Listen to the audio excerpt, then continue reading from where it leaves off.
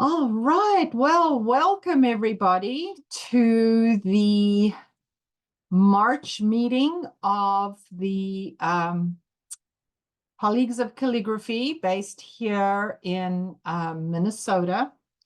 And a hearty welcome to all of you. We have people joining us from not just around the United States, not just our fantastic guild, but the entire world.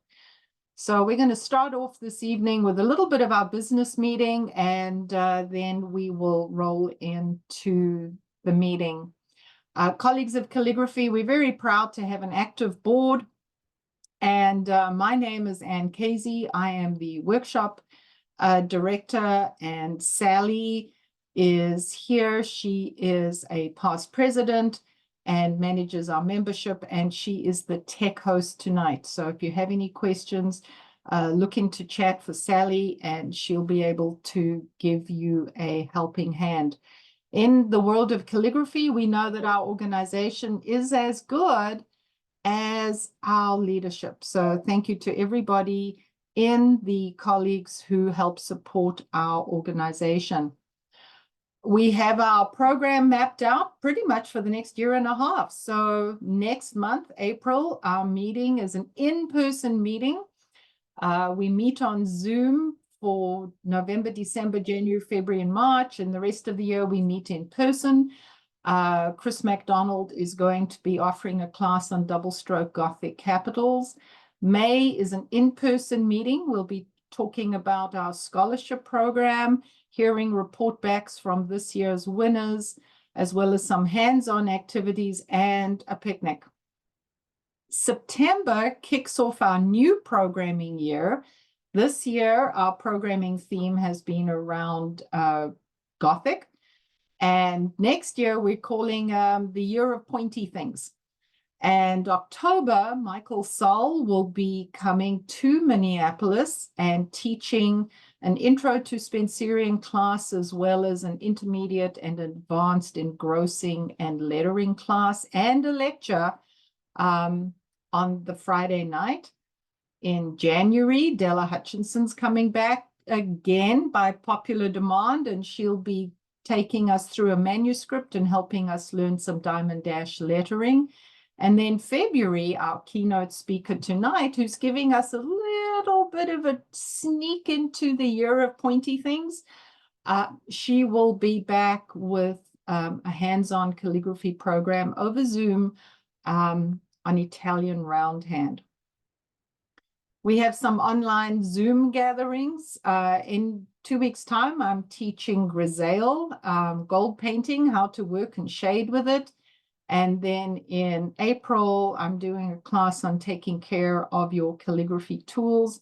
And you can register for those. They're free classes for colleagues, members, and friends on my website. We have some other meetups happening. These are opportunities for members to get together in small groups, share information, share some skills, chat, hang out, learn from each other, and collaborate and build. If you want to start a group and you're a Colleagues of Calligraphy member, you can use our Zoom account. So if there's a special segment of people that you want to gather, please do. If you're a member, don't forget, we have our members-only webpage where we have a library of resources, ways to connect with others, and share the largesse of our study groups, our classified pages, etc., inside of the Colleagues of Calligraphy. We were talking before the meeting started about the upcoming Roman holiday conference down in Iowa. We have made a commitment as the Colleagues of Calligraphy to provide some swag bags. So we're making up some artist trading card bags. Colleen is looking, she has a team of volunteers already, so thank you to those who've already volunteered. If you would like to help with making up those packets, please reach out to Colleen. And if you have any interest in serving on the board or a committee position, there are 4 openings for our 2025 year. So we're planning ahead here. But we'd love to get you involved and get you on board. And talking about trading cards, some of you may have seen the latest edition of Bound and Lettered. And on the cover are some of the trading cards that we trade here inside of the Colleagues of Calligraphy. We partnered with a watercolor association and with some of my students. And instructions are up on the website. Get your cards in the mail by the 11th of each month. And then we have a wonderful trade. And again, Patricia Paella wrote this article. She's our treasurer. And we're now calling her our cover girl because our trading card program was featured on Bound and Lettered. So well done to everybody who's involved. For any more information on the Colleagues of Calligraphy, to sign up for membership, to get more involved, please visit our website and have a look around. We're an active body, and we're always excited to expand our offerings and to connect with other people. So the reason why we're here tonight is last year we launched a program called Make a You.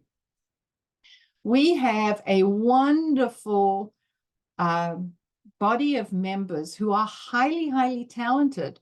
Not everybody wants to teach a 1-day class or a 2-day class. There are a lot of people who have a skill, a niche, a passion, and they would like to share that for an hour or 2 hours. So we put together Make a University as a Zoom-based offering with a diversity of classes. And we hold it in March, and this is our 2nd year, and we are just thrilled with the participation and the feedback. We have a lovely collection of smart, talented women who are leading this program and who are teaching in this program. And we really do thank everybody who is involved in Make a University for all of the work and effort that goes into this. So we kick it off tonight with our keynote workshop and lecture. And we'll be introducing Heather in a little bit here. After her last questions, we'll be talking a little bit about what's happening tomorrow in a little more detail for those people who haven't signed up yet and would like to sign up. And here is a sneak peek of what we are doing tomorrow. So we're covering a diversity of skills and talents and really cracking open the world of calligraphy and all the riches that come with it. So we're going to have some letters and tangles. Nina Tran is back again with an amazing black letter class. Janie Weston is a phenomenal letter carver, and her and Patricia are going to do a tour using a camera through her workshop. She'll show you the tools, give you an overview of the materials, and you'll get to see some stone letter carving.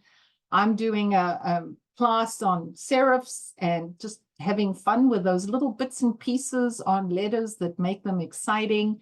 And then Lynn Lacey is giving us a tremendous insight into her creative process.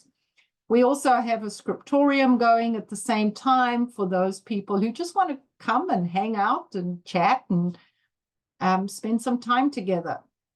So Make a You is a great opportunity for us to share our knowledge, share our talents, and connect and spend a day. And it really is an indulgence, right? Spend a day just leaning into art, leaning into beauty, leaning into creativity. So if you haven't signed up, you can head out to our website, colleaguesofcalligraphy.com, and you can register. But our keynote speaker, Heather, first time I met Heather was May 2012. And it was her coming to Minneapolis to do a class on flourishing. And I signed up for this class, and was absolutely a chisel edge calligrapher. This pointy pen thing wasn't a tool that I was comfortable with. It wasn't a tool I had had any experience with.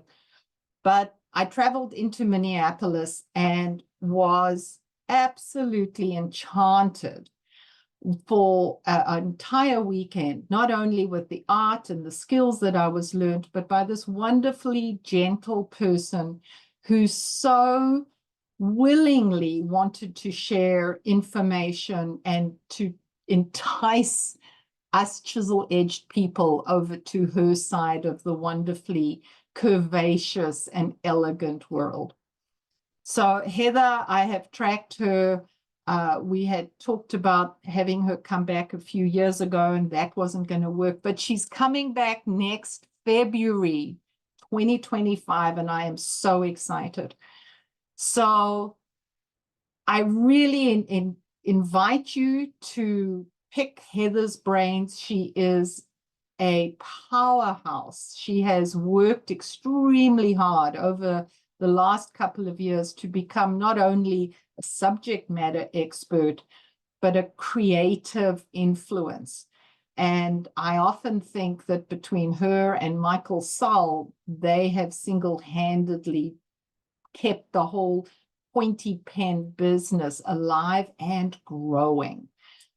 So I invite you to sit back. I invite you to listen and indulge yourself in time with a wonderful person and a wonderful art form.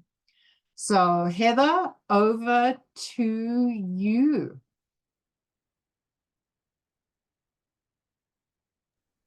Awesome. Thank you, Anne. You just about made me cry, actually. So that's not good.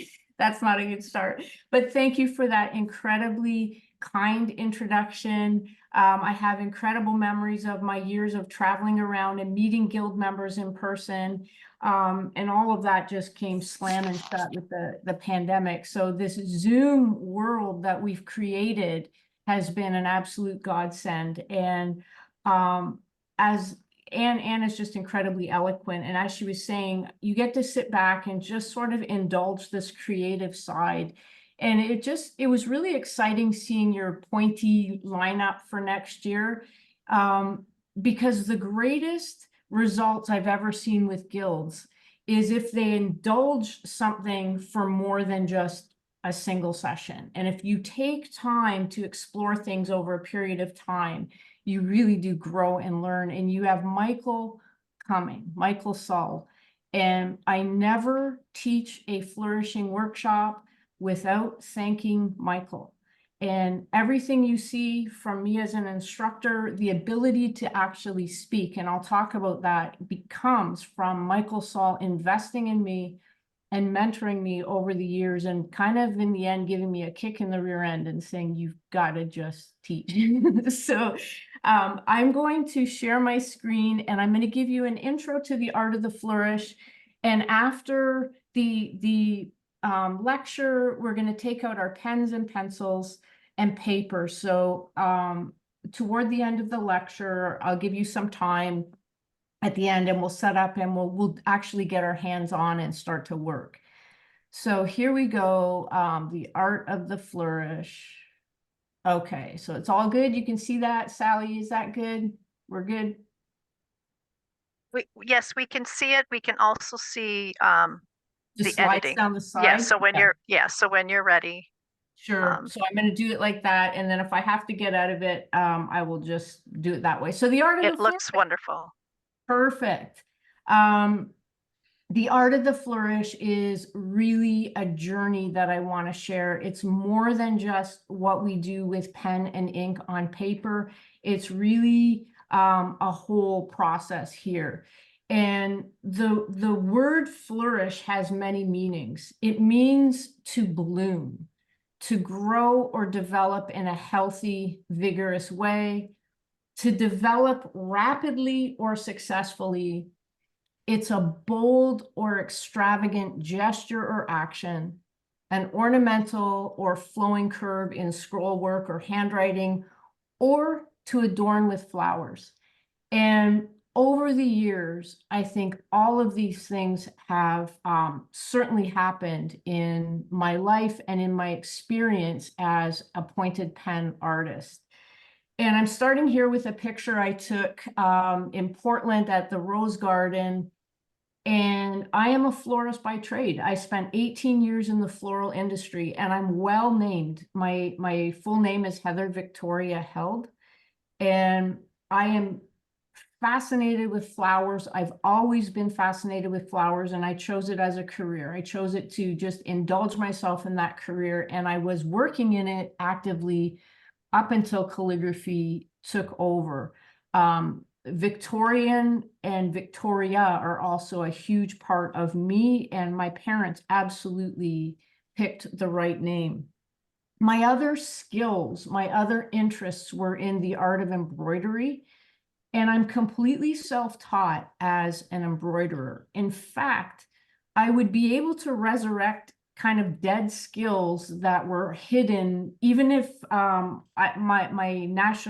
ethnic heritage is I am Armenian, and I wanted to learn Armenian lace making techniques and things like that. I couldn't read the instructions, and I just sort of figured out how to do it by looking at it. And the same was true with needlework. I could teach myself needlework. That was not true when I came to the calligraphy world. And as I said, the Victorian era, Victoria magazine, since the day it came out, I had a subscription to it. And that's when I first saw pointed pen writing. And there were two artists that were featured. And one was Maria Thomas, who has gone on to create the whole Zentangle world that she's built there. But she started out in the calligraphy world with a very beautiful and elegant calligraphic hand that integrated florals. And also in Victoria magazine was a huge feature on Michael Saul. And actually Jan Segnar is in this meeting, and she gave me that article, an old article with Michael Saul when he had the beard and everything. And I've still got that with Michael's writing. So I was enchanted with the pointed pen writing. However, my husband had gifted me with a set of the Schaefer calligraphy pen set, which I didn't like. I just didn't take to that Schaefer set, and I wanted to actively pursue how to do the pointed pen. And I saw images like this. And I came into pointed pen work in 2003. That's when I really started to become fascinated with it. And there's a direct divide in the calligraphic world between pointed pen and broad edge. And to an extent, it's still there. It's a lot different than what it was when I first started out. But there was also something called legendary thinking. And the legendary thinking surrounded pointed pen flourishing to an extent that I had no idea. And I was naive. I was coming into this, seeing images like this and hearing the legendary thinking, which was this. Stuff like this picture, all done with the single stroke of the pen. And that was debated, it was venerated, and it was continuing to be passed down to people like me who were naive, thinking, like, why can't I do that with the single stroke of the pen? What's going on with me? And I'm an entirely self-taught artist. I did need to seek out calligraphic instruction. But when I saw stuff like this, I'm thinking, why can't I do this? And there was also incredible images like the work of Fielding Schofield, which is that gigantic peacock there, which it's a little deceptive, and the E.C. Enriquez piece. Now, the E.C. Enriquez piece, I've seen in person, and it's very small. It's maybe 3 inches, maybe not even 3 inches wide, maybe a little bit smaller, and about 5 inches tall. So it's a small piece, but that stroke down the middle is retouched drastically, and you could see the retouching of the pen. And I know now that this piece would have been designed and rendered. It wouldn't just have been thrown. It wouldn't have just been appeared on the paper, quickly, like Offhand Flourishing and the legendary Thinking said. And the same is true of the Fielding Schofield piece, that would have been designed. However, with the sort of rhetoric that was being spoken about, I thought I should be able to create a peacock or this Enriquez piece, just sit down to a blank piece of paper and come up with it, because that was the sort of vibe that was out there and the discussion that was out there. And it's true of some pieces, it's just not true of all. The first real book I had and studied was called the Ames Compendium, and you can still get this as a digital download, and it is filled with the most incredible images. And if you can look around the portrait of James Garfield there, and you see all of the flowers around that oval, I was more charmed by the flowers than anything else that appeared on that page. And yet each piece of that paper could be deconstructed, and you could look at it and study each individual piece. If the Ames Compendium was the only book you studied, you would never exhaust what's in there. It is phenomenal.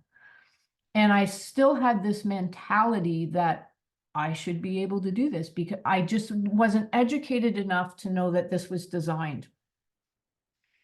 I took pictures of every page of the Ames Compendium, and I blew it up. And around the oval and around words like souvenir, I could see all of the pen detail. I could see just all those flowers that were in there, the calla lily, the pansies, the lily of the valley. There's everything in there from a garden. And Daniel Ames was really very in touch with florals and, ornamental scroll work. If you look at the Reward of Merit at the top and see the cascading scroll work, this is beautiful to me. This is what I wanted to chase and wanted to pursue, and was finding it very difficult to do. But again, I took the Ames Compendium piece by piece, studied it, looked at it, and my first mentor really in this world of offhand flourishing was Michael Saul. And I remember attending the Spencerian saga many times. That's where I met Don Darner, who I know is part of your guild. And I would tell Michael, I want to flourish flowers. I just want to include flowers. I want it to have a floral element. And Mike would say, well, you're on your own. You'll figure it out. You're on your own. And that's what I did. I tried to really learn and figure it out. It wasn't Mike's thing, but it was my thing. And I wanted to find a pathway forward with it.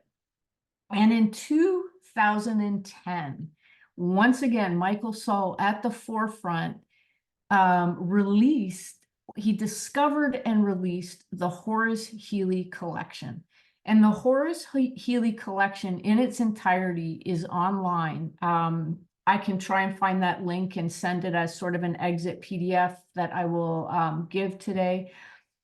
And I traveled to Kansas City to photograph it, to study it, to look at it. And I saw the work of Daniel Ames up close and in person, and I saw a whole lot more. So in the Ames Compendium, you see all of this polished work. You see stuff that is absolutely incredible. What you don't see is the mock-ups. You don't see his roadway and his pathway to get to those pieces. And you don't have an appreciation for the scale of how big he did things. So I was starting to piece things together. I had been working with the pointed pen at this time for 7 years. And this was the first time I saw pieces like this that were, cut and paste, work done for production, and the retouching, the penciling. So even when you look at this script, which is stunningly beautiful, there's retouching going on left, right, and center to get those perfectly squared bottoms, to get the perfectly flared out strokes on the capital stems. So all of this sort of pointed pen work, just directly thinking on paper and creating these perfect script, is not present in the design work of what I had been venerating for years. So it was quite the eye-opener. Remember that picture I showed you earlier around the Garfield Oval? Well, I got to see these pictures up close, and this is one of my photographs, so I'm sorry it's really kind of blurry. But these flowers that Ames did, he had drawn completely in pencil, and then he had inked. And honestly, it must have been obvious to so many other people, but it was never obvious to me that you just design it in pencil and then ink it. I had never done that. So all of my practice as a flourishing artist was trying to work directly on paper in true offhand fashion and just come up with something that looked like this. And I failed. I failed a lot. I had some good pieces and some bad pieces and a heck of a lot of frustration. But my background was to always work directly with ink, which is what we're going to do tonight. Just no planning, no penciling, no nothing, just go directly with ink. But seeing somebody's pencil work started to open my mind a little bit. And this was the Fielding Schofield. I call this the big ugly baby. I probably shouldn't, but that's what I call it. And it's a full sheet of Bristol. So it's 22 by 30 approximately. It's huge. And what looks so small and reduced down in calligraphic books and reproductions of it, when you see the actual piece, Schofield didn't even erase the pencil. So I was able to see all of the pencil lines. I was able to see where whiteout had been applied to retouch, and you get the final results reduced way down to be published in something like the Business Educator. So I saw the wizard behind the curtain. Okay, this is actually a page from the Ames Compendium. So we as calligraphers, as flourishing artists, work very, very hard to create perfect alphabet pages. We do this, we do it, and we try and get a beautiful page. Ames did too, but you notice that he chose all of his best examples, set them up on his lines, and there's the published piece in the Ames Compendium. So we are human beings, they were human beings. We have tricks and tools, they had tricks and tools, and the light bulb for me did not go on until 2010. So for 7 years, I did not make that connection. And this is another piece from the Horace Healy collection called The Flourishing Nightmare, or The Flourisher's Nightmare. And anybody who was with me at that exhibit when I was seeing all this cut and paste and seeing pencil lines and whiteout applied all over everything, or could listen to the conversation I had with Michael Saul about what on earth am I seeing? What I would throw this stuff out, and they just cut and paste. And Michael sat down, and for a huge, there was a large portion of people that didn't realize to the extent that this cut and paste and retouching went. We knew Michael would have known it went on, but to that extent, I think was kind of an eye-opener, which is why that Healy collection was such a teaching moment for me. So it started a different sort of phase of my work. It's not necessarily a better phase. It's a different phase, and we'll talk about that as I go forward. The other huge influence along my way, almost from day one, when I started to really look at pointed pen work and work that is in the Zenarian Manual, which is a Bible to pointed pen people, was the work of P.W. Costello. And P.W. Costello, once again, is an entirely self-taught artist. And what appears in his work are a lot of letter forms that appear nowhere else, and a lot of stylized flourishes and cascades of florals. You can see the quill piercing the D. You can see the cascade of just incredible flowers. And a lot of the stuff he did in either Payne's gray and white or black and white. And he came up with the most beautiful composition. In fact, at my conference, my IAMPIF conference, my presidential year in 2014, his great-grandson was the keynote speaker at that conference. And Sheila Waters was actually in attendance there. And Sheila, if you know Sheila, was never a huge fan of pointed pen work. She was always open to it, never a huge fan. And the fact that she came to an IAMPIF conference at all was huge. And she would look at the work of P.W. Costello. And what she said, we had a conversation, is she felt he was the only penman that she had seen who could combine so many very different elements and do it successfully. So she was quite enamored of P.W. Costello himself. Now, Costello's work has a lot of elements that I love. You can see almost a pre-Raphaelite figure reaching up to the flowers. You can see flowers framing a little portrait. And his work, although there's a lot of broad edge, in fact, it's mostly broad edge, he brings in decorative details that I was chasing to find a way to include it in pointed pen work. Here's another piece by PW for the Scranton Coal Company, where you can see his really subtle use of color, and once again, this vibrant mix of lettering styles and incredible cascading ornamental elements, which calls me. That's where I go. Like I said, I'm a Victorian through and through, and I just gravitate to this sort of thing. Here's his plain pen and ink work and his versions of cherubs. And again, in the background, there's florals, there's elements that are just incredible. And I look at this and even see elements that Zentangle people would incorporate in their work. You see the little spiral designs. Again, completely self-taught. He's mixing elements. He's following his own heart and dream as he puts these elements together. One more from PW, because again, that beautiful cascade, you've got the little inkwell at the bottom, and again, this eclectic mix of elements that are in his work. It's brilliant.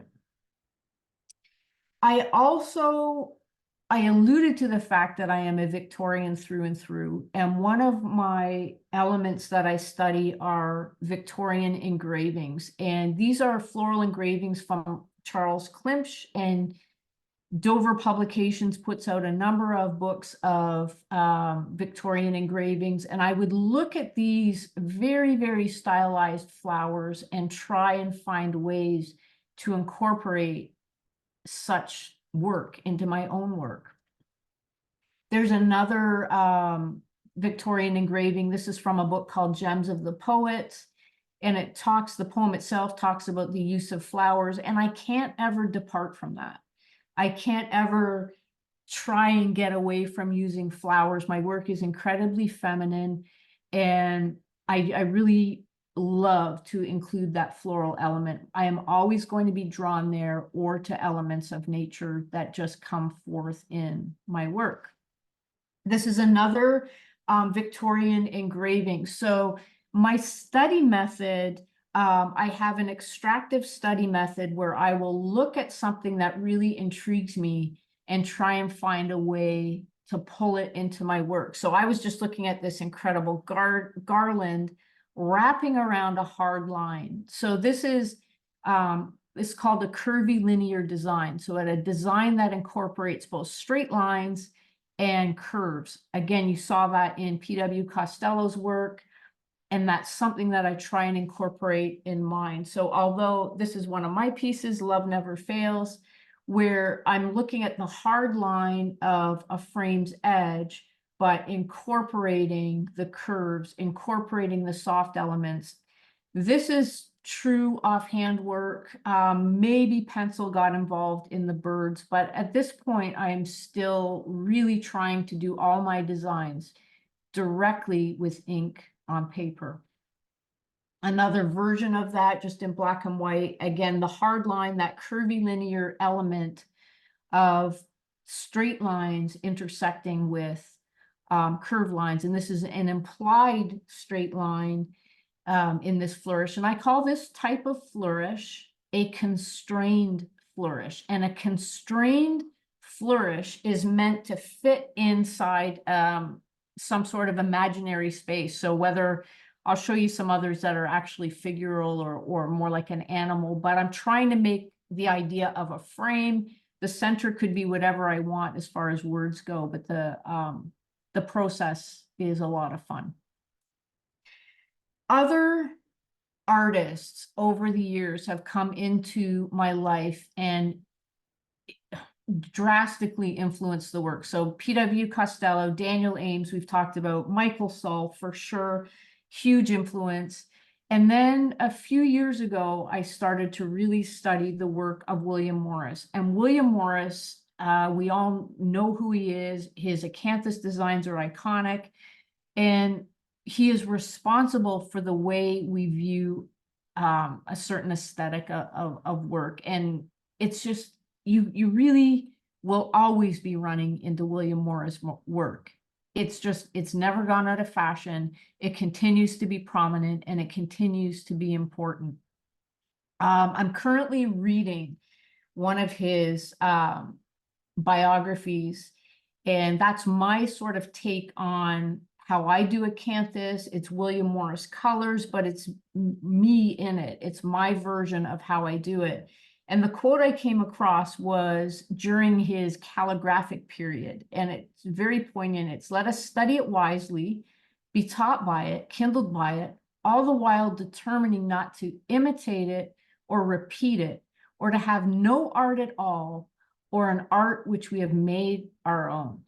And that encapsulates the question that I get more than any other as an instructor is, how do I find my own voice? How do I make this art my own? You have to scratch the itch that you have. You have to pursue that which makes you happy. And William Morris had an incredible way of discarding that which he didn't like and focusing on that which he did like. And part of those definitions of flourishing that I had at the beginning of the lecture are why Morris could flourish, or Morris could really do so many things, is he discarded that which was not interesting to him. And I think that that has just been a really key point in my own personal journey. This is another sort of acanthusy meets flourish design. So pretty much after the Healy collection, I started working a lot more with pencil, where most of my, most if not all of my pointed pen flourishing is done completely without a pencil, unless there's a bird that's a little bit intricate and I'll let the pencil go in there. But designing sort of cascades, if you think back to what we saw in Costello's work and Daniel Ames's work, that's starting to come out more and more in my work as well. The other artist that is a huge influence on my work is Kate Greenaway. I grew up with her books. She's always been with me. And if you look at these little girls, there's bouquets of flowers in their hands. They're in green, pink, and blue, which are the three colors that show up in my work more than any other colors. And just her aesthetic has always influenced my work. This is a piece from my most recent Kate Greenaway workshop, where bringing sort of gilding, bringing gold leaf and the pointed pen into a wreath design, kind of honoring the work of Kate Greenaway. And I can't go on with the lecture without mentioning Beatrix Potter. So Beatrix Potter, again, I was one of these people that were raised with her books. I know the stories, and I would look at the pictures. And to be honest, I don't even remember the stories. I remember the pictures. And sometimes when I go back and read Beatrix Potter, I'm actually stunned at how kind of creepy, not creepy, but sad. There's a little underlying sadness in the stories of Beatrix Potter, because she's dealing with themes of nature. So it can be a little bit frightening almost, but her illustrations have definitely influenced my life. And I think that this Enchanted Meadow series pays homage to Beatrix Potter, to the illustrations that I see and sort of weaving in that acanthus, and there's always this element of the pointed pen in all of my work. I can't get away from flowers.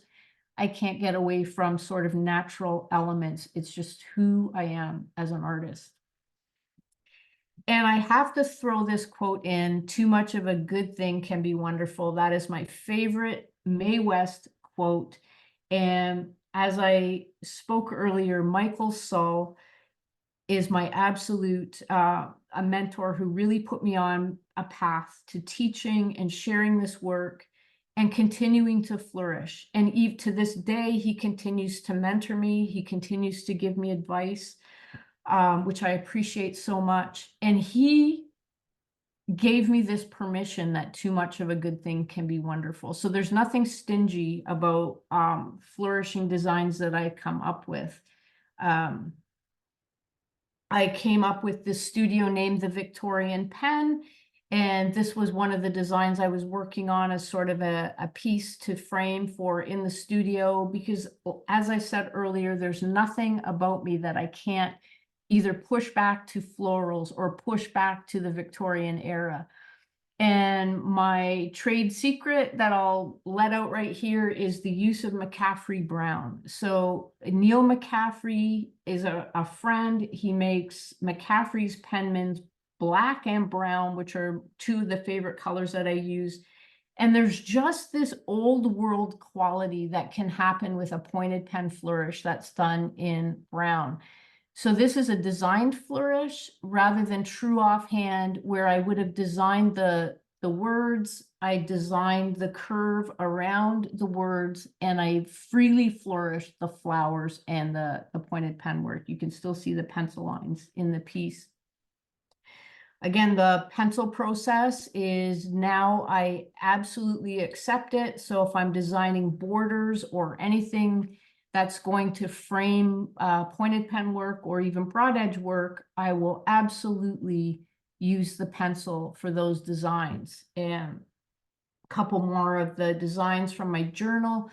I'm a big believer in working in journals and just getting your thoughts out on paper, not caring about the final outcome. You might use it, you might not use it, but the process of actually doing it and getting it on paper breaks down a lot of barriers and a lot of inhibitions.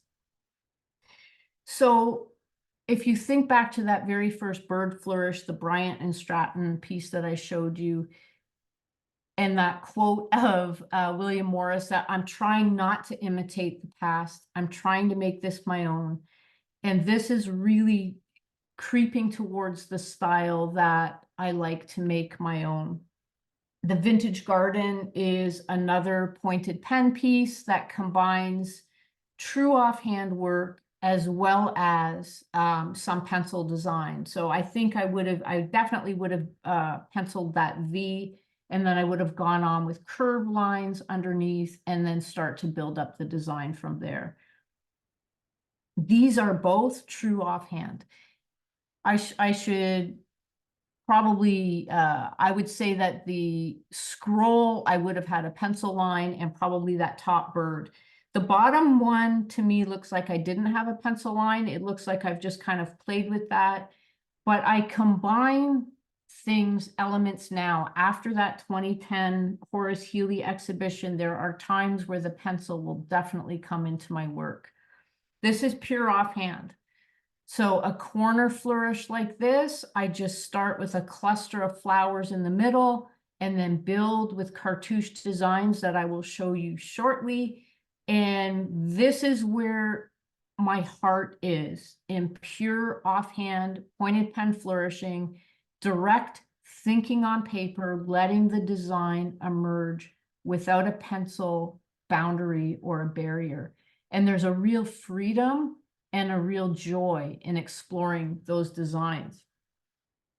This is an example of a constrained flourish. So I do a lot of cookie cutter shapes where literally this is a Christmas cookie cutter, put it down on the paper and then put those cartouche designs inside and started flourishing. So playing with almost the idea of a mandala There's another mandala design as I was working through a color wheel idea. And again, it's hard for me to get away from the Victorian theme, and hearts are a big part of that theme. And I come up with a lot of different heart designs. Generally, when I'm trying to, I explore different techniques, explore how differently a pointed pen flourish can look on dark paper compared to light paper. There's coloring techniques you can explore. This world of the pointed pen and offhand flourishing is inexhaustible. Even if you repeat elements and repeat ideas, you're always going to come up with something unique and one of a kind.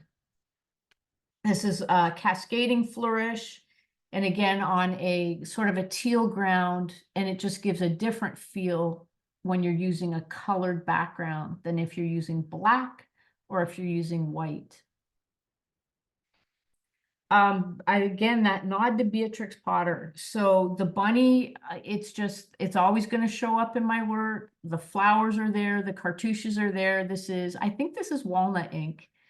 A little bit of the grisaille technique of that shading in white.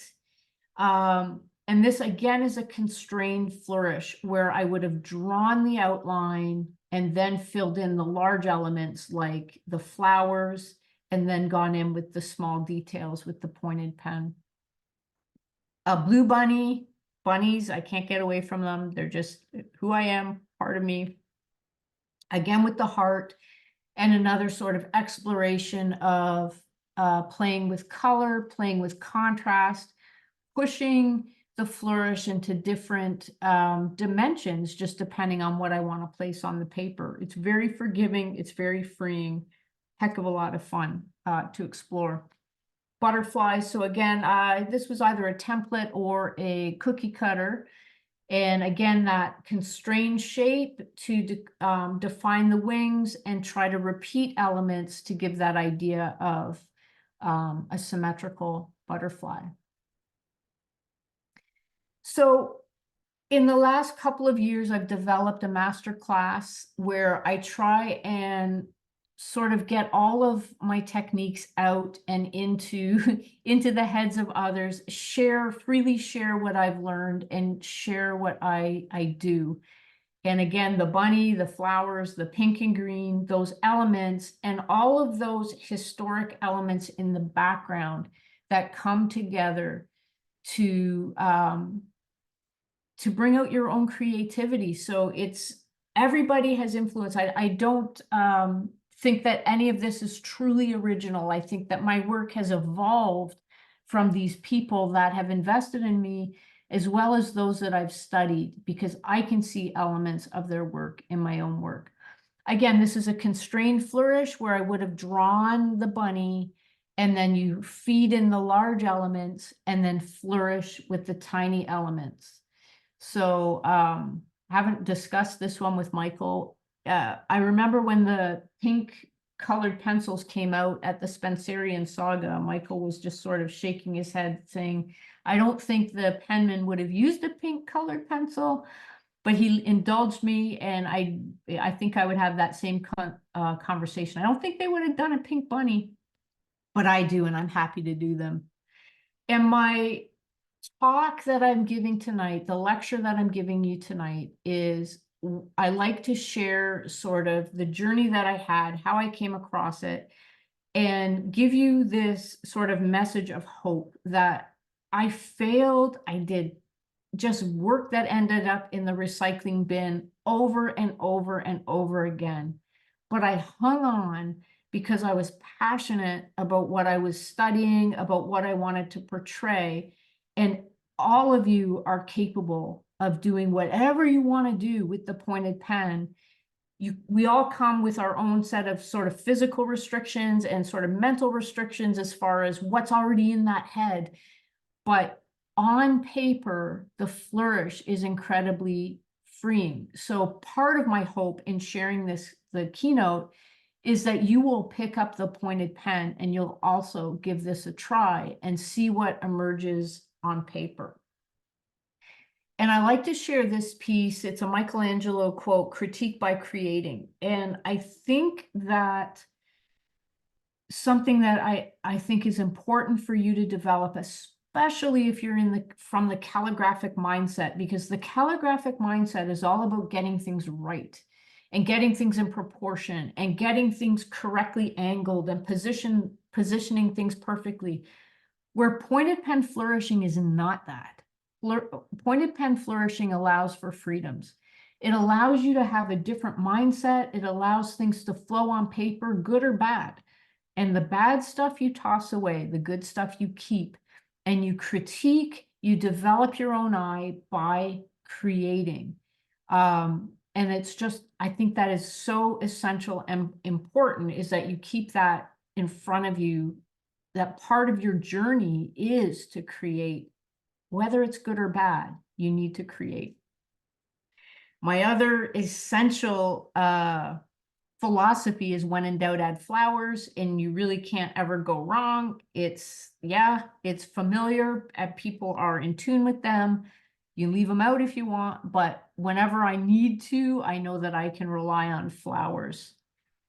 And my final thought for you is, may you flourish. I believe that this is open and accessible to everybody who has the desire to do it. The startup tools are relatively inexpensive. You can do it on any sort of paper surface, and you can just let your imagination run wild. And if you are like me and like cute pink bunnies or pink flowers or grossly oversized butterflies, you're in the right place. You can just let your imagination soar and have fun with this art form. So with that, I'm going to stop the share and see if there are any questions. Did I miss any in the chat? I didn't see any come through in the chat, Heather. We were all just very engrossed. So Oh, that's so good. That's so yeah. good. So time-wise, we are good, and we are going to get out. If you have a pencil, I'd like you to grab a pencil. If you have a pointed pen and some ink, I'd like you to grab that. And some if you practice. do, and if you do have questions, anyone, as everybody gets set up, please feel free to unmute yourself. Absolutely. Yes, everybody's ready. All right, perfect. All right. And I've got just over an hour, yes? Yes. Time-wise? Okay, perfect. Yes. Okay, so let's do this. And I will talk about true offhand tonight. So in my chat, my lecture, I talked about the Ames Compendium, which was the first book I actually had, as well as this one, Ornate Pictorial Calligraphy. And this book really, it's just filled with mostly birds. And they're great. Hey, a rabbit. They're great, but I just didn't want to do birds all the time. I wanted to incorporate other things. And in the 25th edition of the Speedball textbook, Carl Roars actually invited me to share my thoughts about the different forms of offhand flourishing. So I talk about true offhand flourishing versus constrained offhand flourishing, or flourishing which is done with, designed or rendered. So there's both methods that are there, but tonight we're going to do true offhand flourishing. And all that means is we are not going to use a pencil. Well, we will for a minute, but we are not going to design this in pencil. We're going to freely flourish. Now, if you've never, the supplies you're going to need are some sort of writing fluid. I've got McCaffrey Black tonight. You're going to need a pointed pen. I use a straight holder exclusively. And just to start with, you're going to need a pencil. Now, I use a mechanical pencil for my warm-up rather than this type of pencil, but whatever you have will work. And this is just Maraman Imagination paper. So this is a Japanese paper. It is super smooth. But whatever you have for practice paper. And eventually you might need a couple of colored pencils. So I pulled out 2 greens, 2 blues, and 2 pinks. Green, blue, pink. All right, and I am really drastically going to abbreviate my warm-up. But flourishing is about a mindset for me. It's about freeing up sort of a pathway in your mind. And as I start to flourish, you will notice that I struggle to speak a little bit because I'm starting to engage a different part of my mind.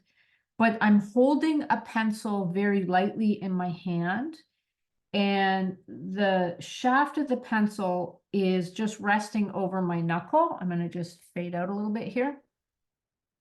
And as I flourish, my hand is actually on the paper. It's on the surface of the paper. My elbow is off the side of the desk. Let me just shift the camera and I will show you this.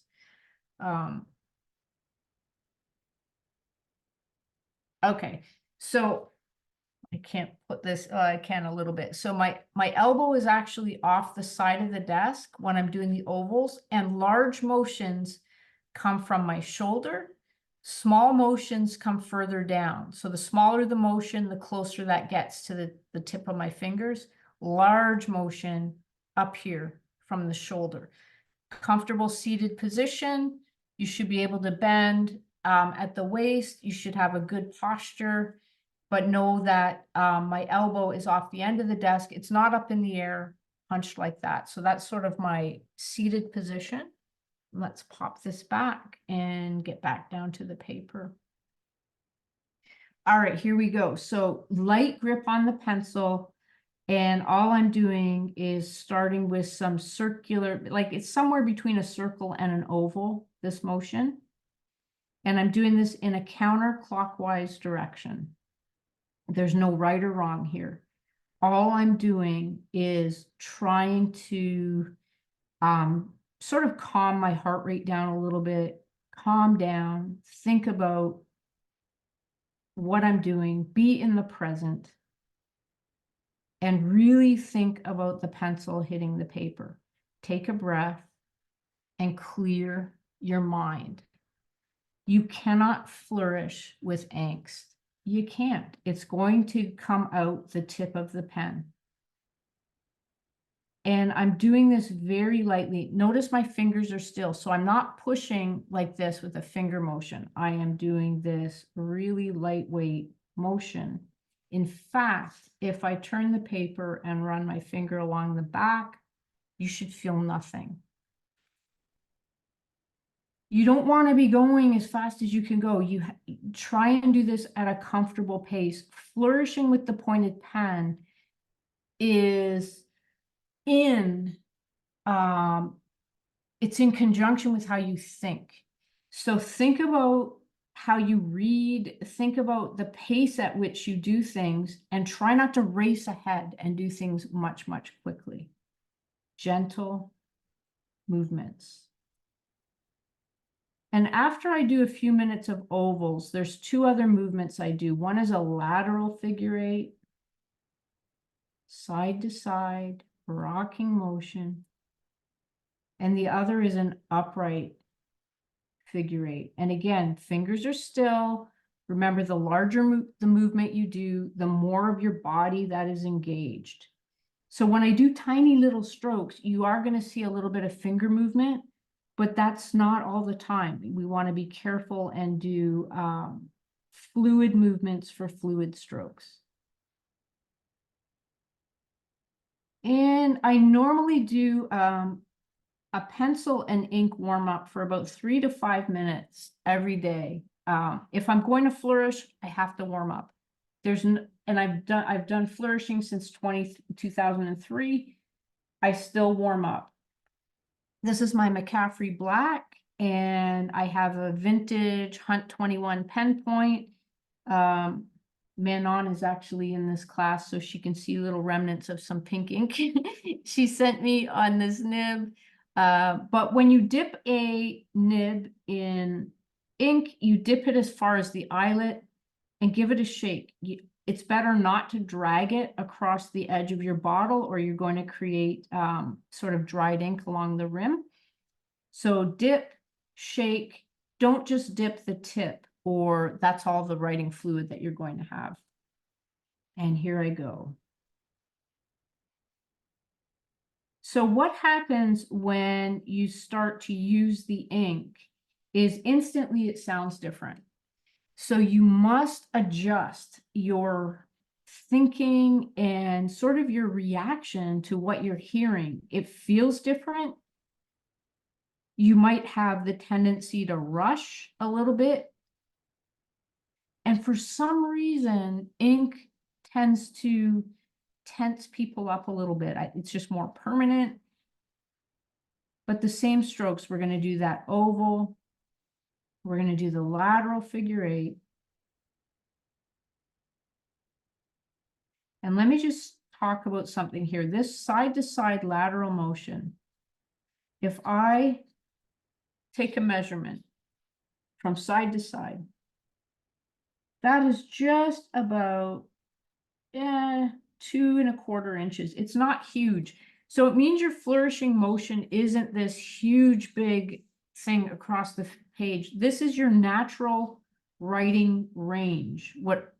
So you want to keep it sort of narrow. You don't want to be making these huge, big motions for these little flourishes that we're going to do. As we flourish, there's going to be a lot of paper movement, and I work flat on a desk, and there's a blotter under my paper. And I have several sheets of paper pulled out here just for a little bit of an extra cushion. So again, let's just do that side-to-side rocking motion. And again, if I pull the paper back and run my finger, you shouldn't feel anything. It should be just totally smooth. And finally, there's this upright figure 8. And so far, every movement that I've done has been from my shoulder. My forearm is still, I really don't have wrist movement. But as I slow this upright figure 8 down, let me just get a little bit better light. As I slow that movement down, I'm going to start to pressurize the downstroke. So I'm going to start to slow it down a little bit and start to add a little bit of pressure to the downstroke. Now, if you are new to this, you might be struggling with the angle of your paper to pen to the paper. So if your angle is too steep and you're too much on the tiptoe of that pointed pen, you're going to get some little ink spattering, or you're going to get maybe some scratchiness. So play around with how steep that angle is to your paper.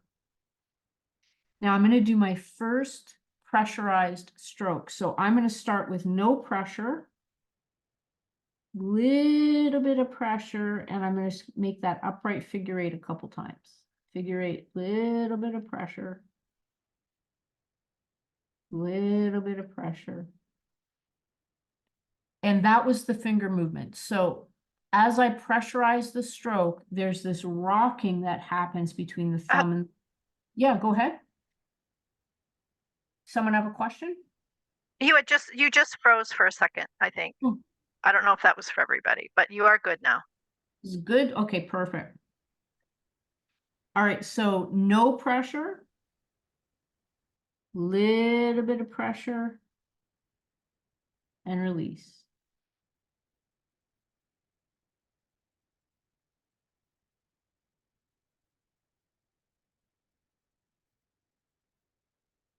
And I'm going to analyze this stroke by itself. So I'm going to start with no pressure, little bit of pressure, and I'm not going to cut through, but I'm going to make what almost looks like a really skinny upright S. And that pressurized stroke is called a tapered swell.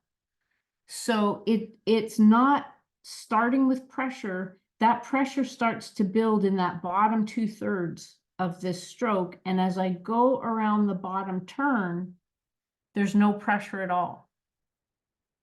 So let's do it again. I'm going to start with no pressure, little bit of pressure, and release. And if I followed this shape, that is based on an elliptical oval. And the bottom is based on an elliptical oval. And in fact, the entire shape is based on an oval. And this is sometimes called, it's sometimes just called an elongated S, sometimes called a line of beauty, sometimes called a compound curve. Now, Michael, my instructor, always called it the compound curve, and that's simply a stroke that changes direction.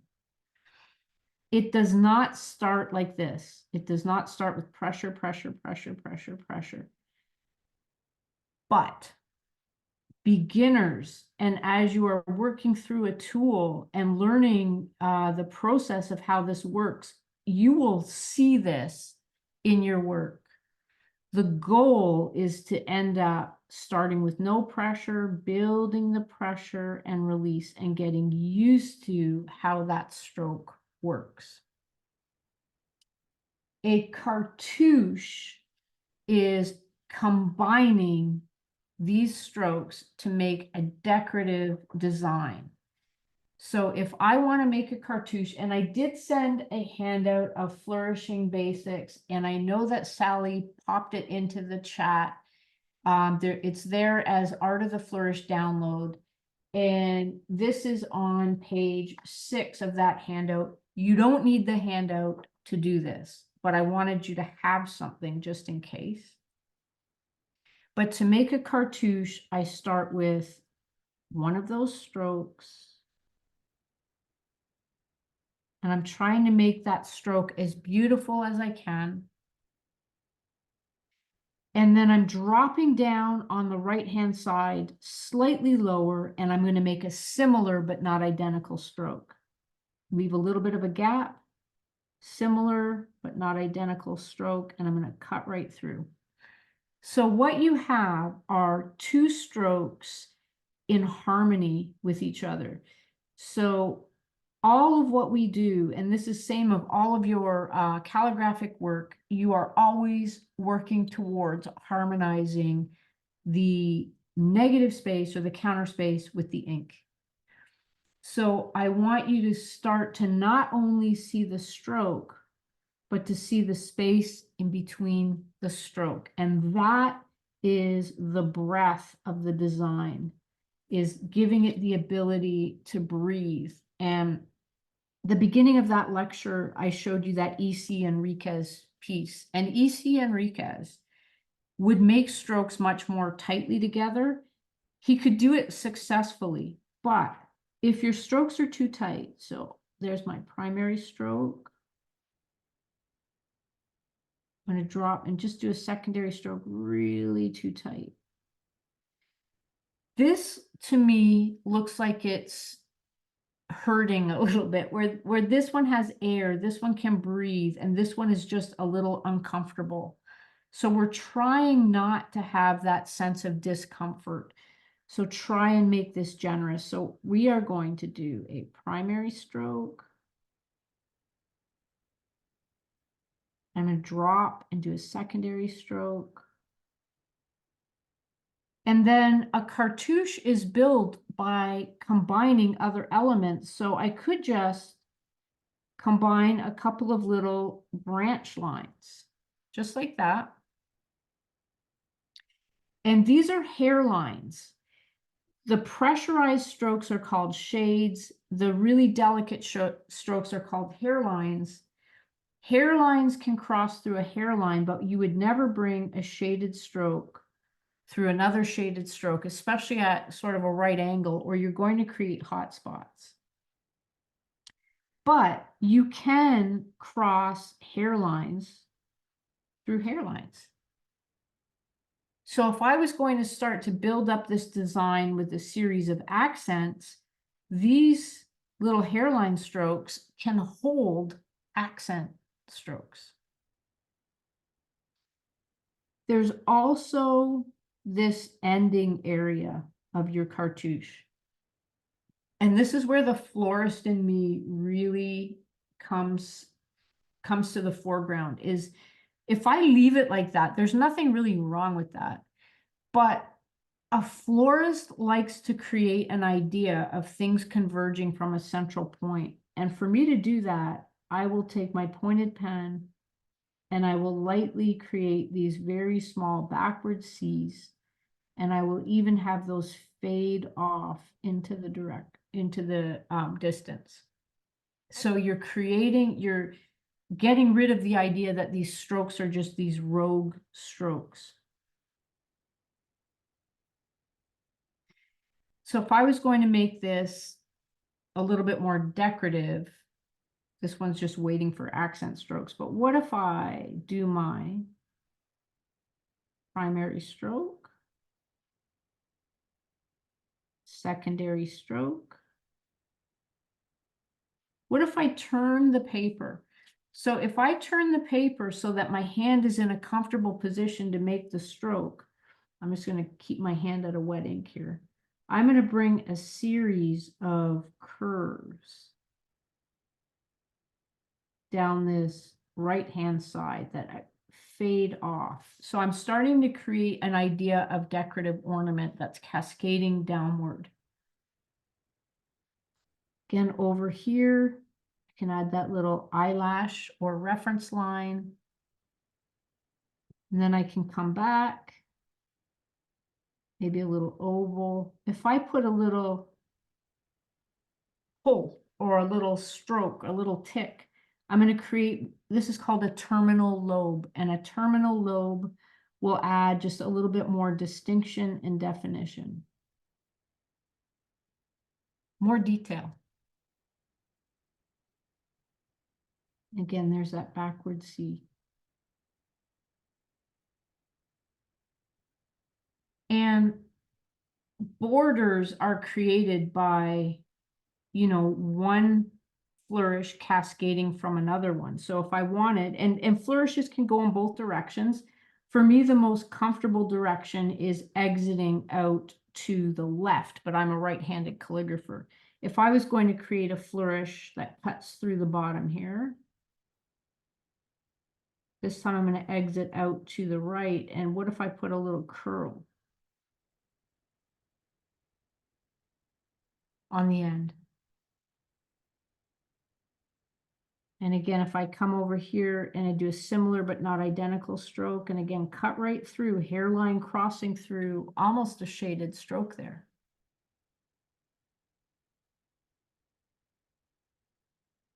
And again, this is pure offhand flourishing, the result of directly thinking on paper and doing whatever you want to do. But I could repeat down a column and create a border with these such patterns. However, they're kind of boring at the moment. I can certainly jazz them up. To do that, I need to show you some other strokes. So I'm going to put this paper aside momentarily and get a clean paper, just so my hand isn't going to go through wet cartouches. I'm being very conscious of that. And the most important stroke you need to add as an accent is a simple pressure and release. So if I'm going to go straight up and down, start with a hairline, just create this little pressure and pull down. So hairline, pressure, and pull down. And you get this little chili pepper.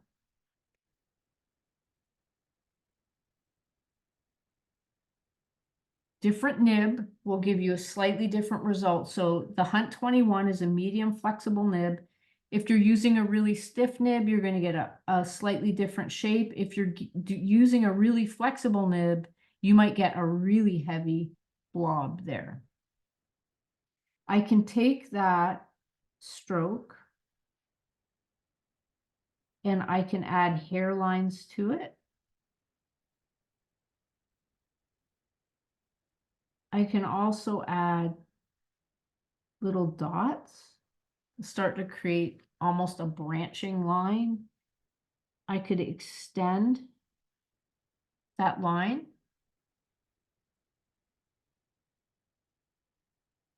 I could take that eyelash shape, which is a hairline, and these little pressure release strokes, I'm going to try to attach to the hairline. And again, I'm turning the paper to do the left-hand side.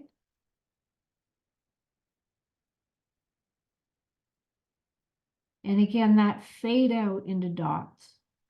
So the idea is nature really doesn't stop abruptly unless something's broken. It really fades smaller and smaller and smaller. And if you look at like vines, or if you look at sweet peas and the little tendrils, I'm sort of carrying that idea through. You can take that same hairline and you can alternate on either side. You've got a beautiful design like that. And again, I'm going to fade it out.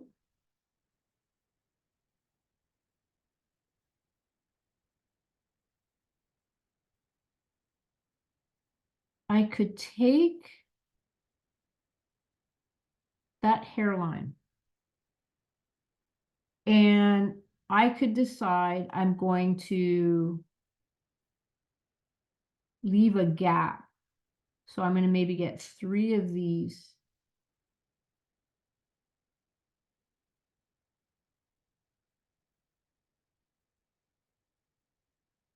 Fade it out.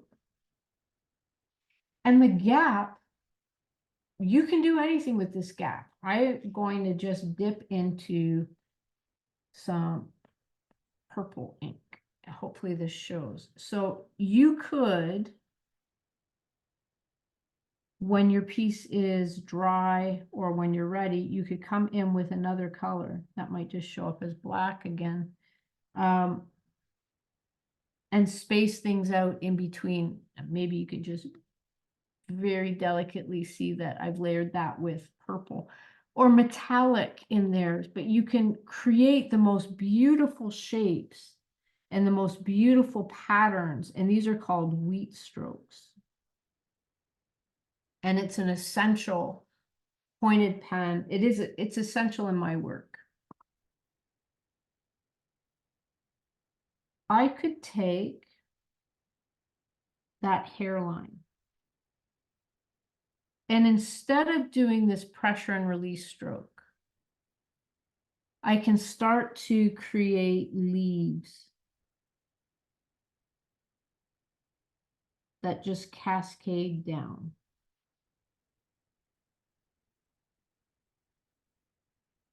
Or maybe I could add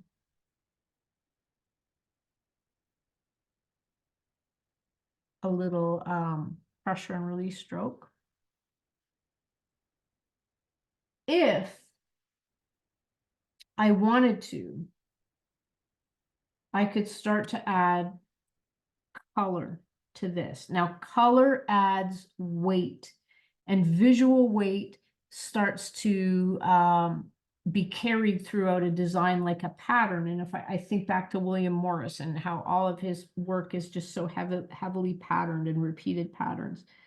But this is just a pink colored pencil, and I'm going to lightly tip the end of those leaves in pink. I'm going to take a darker green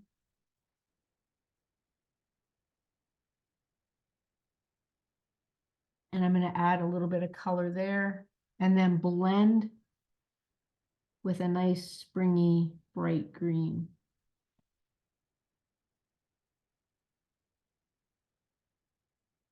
So there's a huge difference. So I'll put right beside it one that does not have the color, and you'll see the weight difference.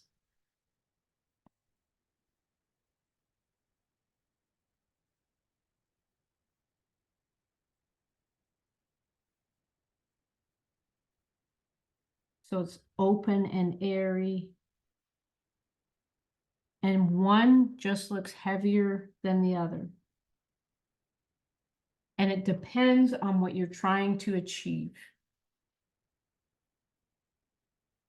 And this idea of adding sort of color that's not flatly applied, but color that's applied with a little bit of sensitivity will create more visual interest in your flourish if you take the time to color things sort of with this sense of joy and this sense of everything you're doing, you're trying to make it as beautiful as possible.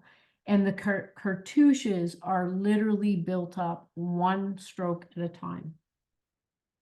You're just trying to make the most beautiful stroke possible. The rosebud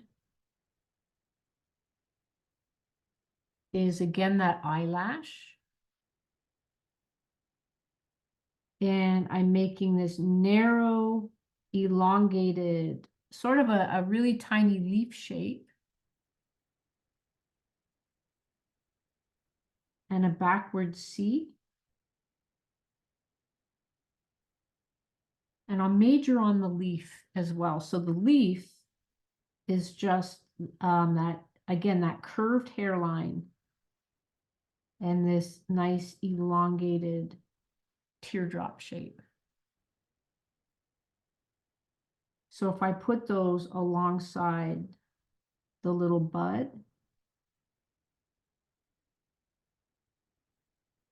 and again, I'm going to go back to the color. So let's create a beautiful little pink rosebud. So this larger portion is actually the flower. So I'm going to come in with a little bit of the deeper tone, blend it out. So that would be the bud. The sepal portion, darker green, and I can fade that into the nice brighter green.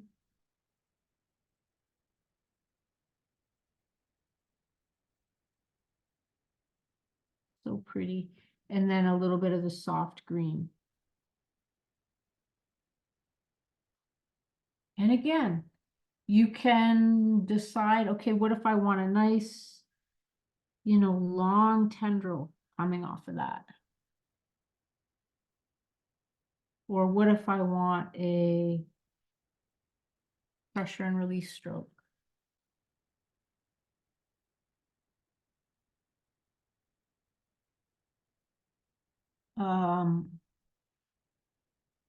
What else can we do? What if I wanted, okay, let's do this.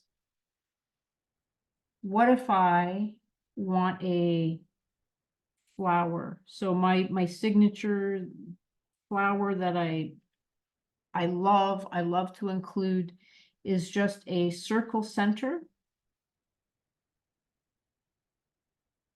And around that circle center, I'm just going to put these little petals, and I normally get 5. There's a little dip in the end of the petal.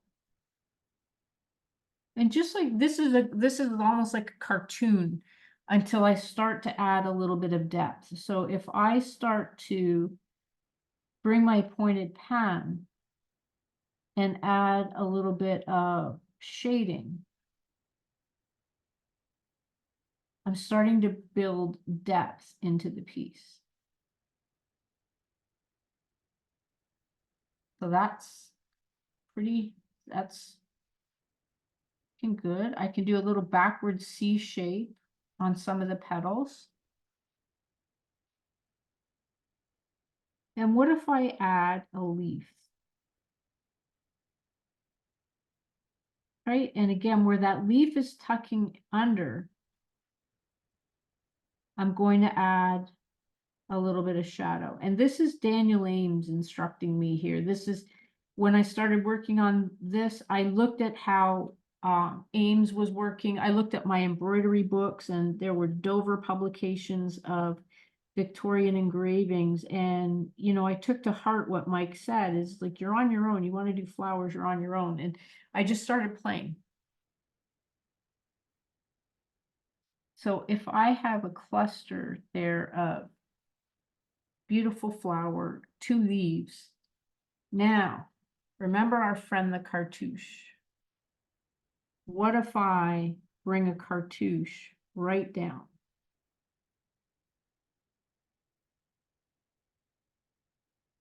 So I'm just going to create my beautiful cartouche, primary stroke, secondary stroke,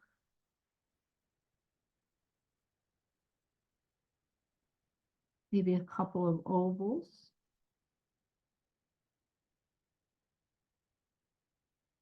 Turning the paper to go down this right-hand side.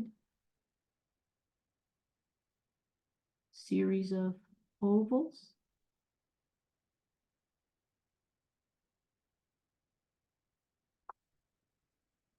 And if I turn the paper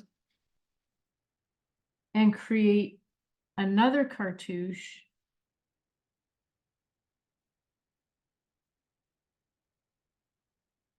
primary stroke, secondary stroke, maybe I'm just going to do a couple of little lines this time. So I'm purposely not trying to create 2 identical cartouches.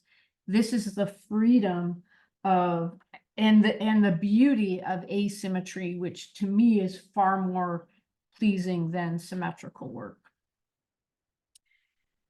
So now, just drawing from anything that I've got here, and remembering that we can cross hairlines through a hairline, and I'm coming in with that eyelash shaped stroke. What if I bring in that rosebud?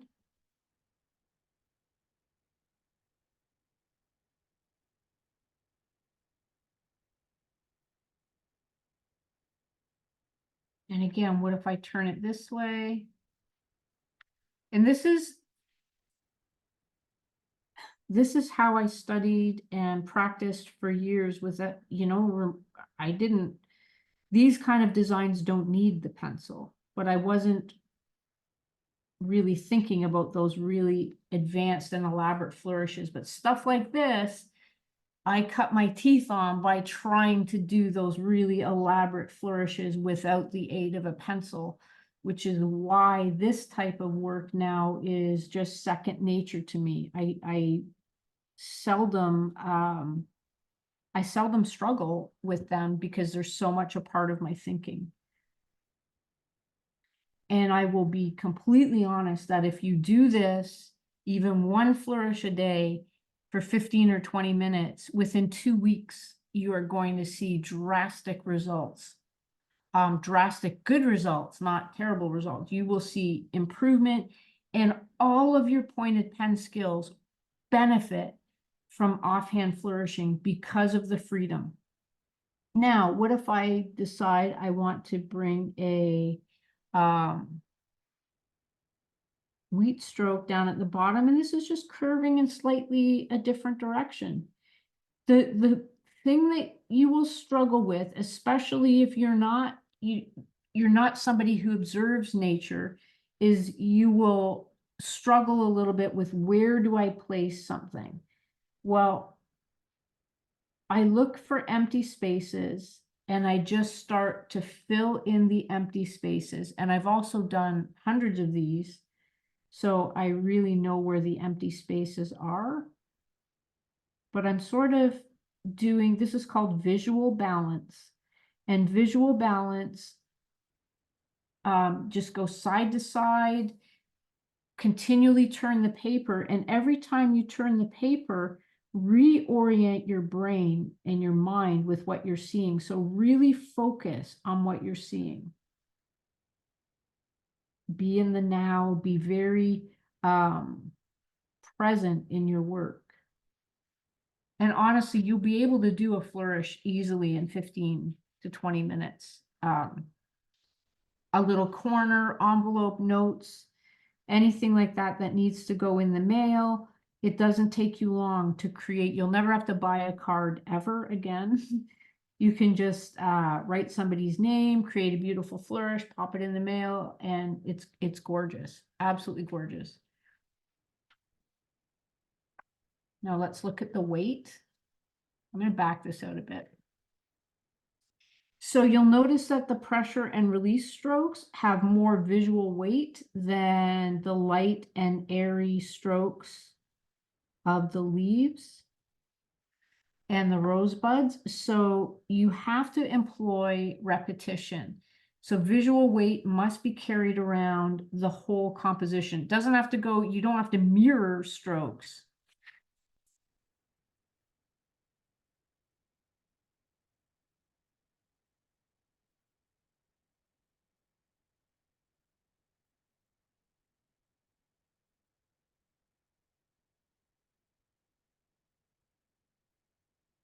I saw Anne write in, look for the empty spaces and fill them in, be in the now. And all I'm thinking of Wayne's World, where, what is it? Garth yells out, live in the now. I'm dating myself, I guess, with that movie. But anybody who's seen Wayne's World will kind of recognize, yeah, be in the now. You must be present. You must be focused. And that is a huge skill. It's part of my study. It's part of how I try and approach the work at my desk. And it's hard to put away distractions and just stick with what's and not let your mind wander. Flourishing is great to bring you this precision focus. And I'm just building up strokes. Oh, I'm doing the stroke I didn't talk about yet. So let me do a second one and I will talk about it. What I'm doing is called a zipper stroke. And a zipper stroke will often go on a little eyelash stroke that I do. And there's the zipper or the stroke. And all you're going to do is a back and forth motion to create this little flourish. And it looks the way it looks. It's a corner, it's ready to go. And I'm just going to, let's do this one in blue. So I've got 2 blue colored pencils here. And I'm going to take the deeper of the 2 blues. And I'm just going to go around that central circle. And then maybe fade that out. Always nuancing color. So your strokes are nuanced because they are pressure and release. And you will add so much more interest to your compositions if you nuance the coloring as well. And this is, I will implore you to be patient because the coloring process takes time. I'm just tipping the end of each of these leaves. Just again, visual interest. I want a little bit more color.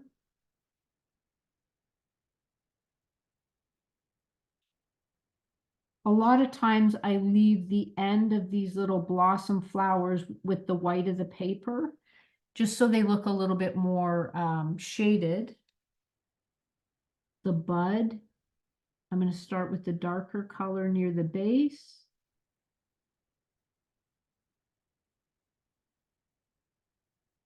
And there's the lighter tone.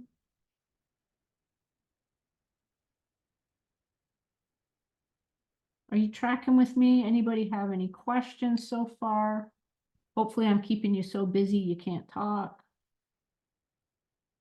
But you're welcome to ask questions. Base color of the darker green near the base of the leaves and the sepals.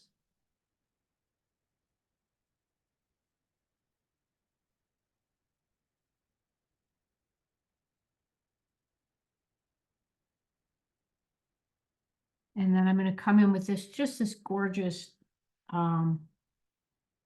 spring green. And honestly, the last few years as I've studied William Morris's work, I have been incorporating more blue and green in my work than ever before. And I'm a pink person through and through, but William, he does a lot of things in blue and green, a lot of gold and blue and green.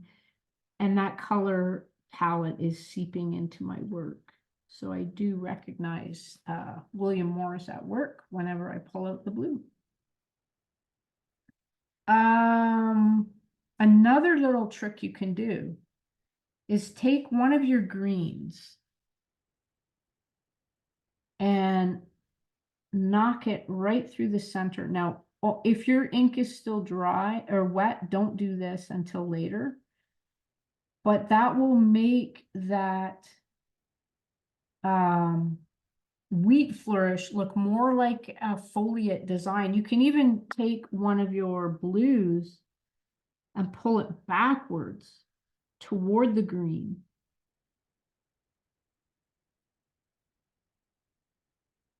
Now look what you've got. And that is how you build a flourish, stroke by stroke. And when I'm done, sometimes I will see, you know what, I think I could use another little wheat flourish here or a wheat flourish there.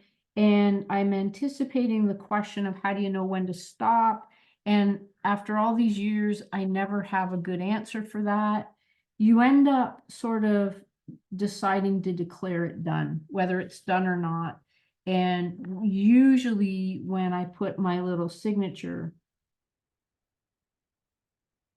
I back away from the flourish and decide enough is enough. Or you will drive yourself nuts by thinking, what if I add this and what if I add that? At some point, you have to declare the flourish done and move on. Yeah, absolutely.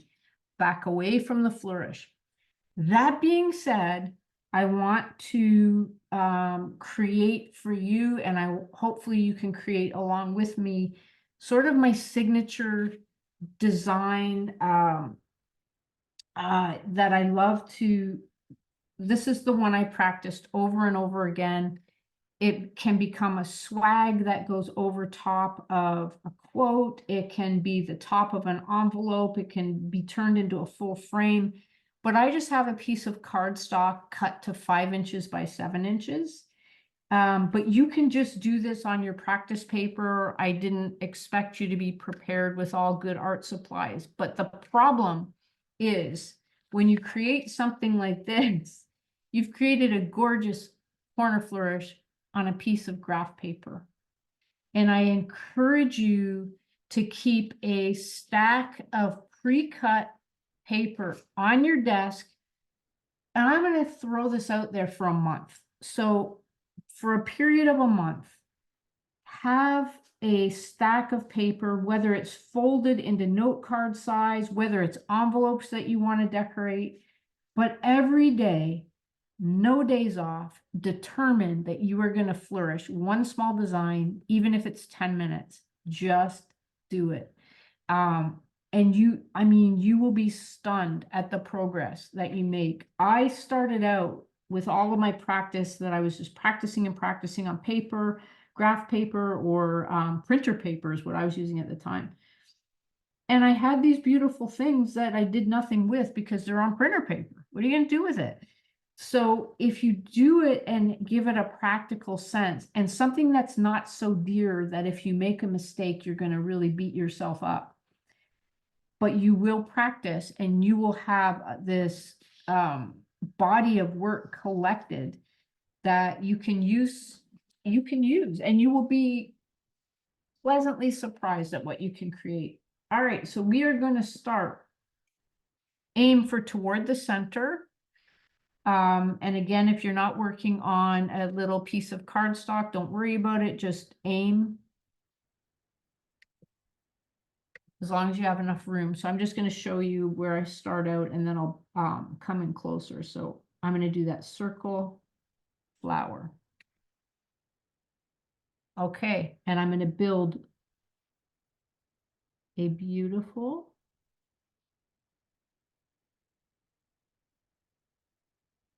little blossom. I noticed that I have trouble talking when I really get into flourishing mode. And this is a cluster. So the concept of a cluster is if you want to make a little bouquet of flowers, you just want to start your next little flower a little bit too close where you know you're going to run into the previous flower. And again, this is Daniel Ames taking a page out of his book and how he clustered flowers. And maybe even over here. So I can get 3. And this is an entry level introduction to sort of my style of flourishing. There's so much, you can go so much deeper. But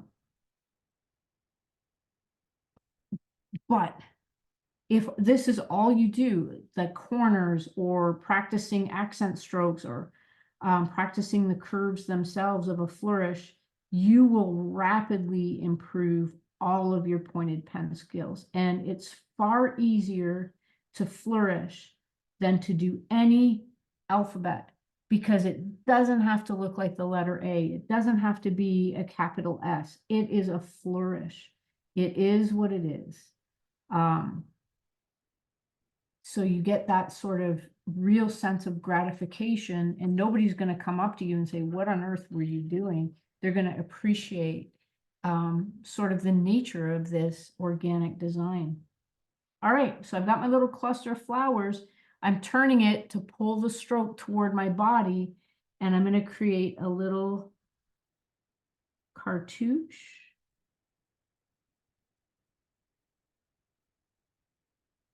Primary stroke, secondary stroke, reference line, oval,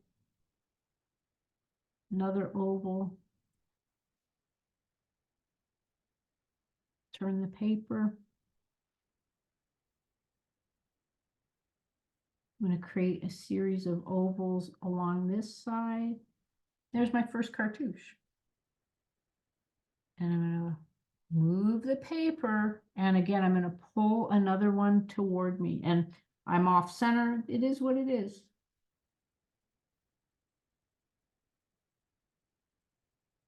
Secondary stroke.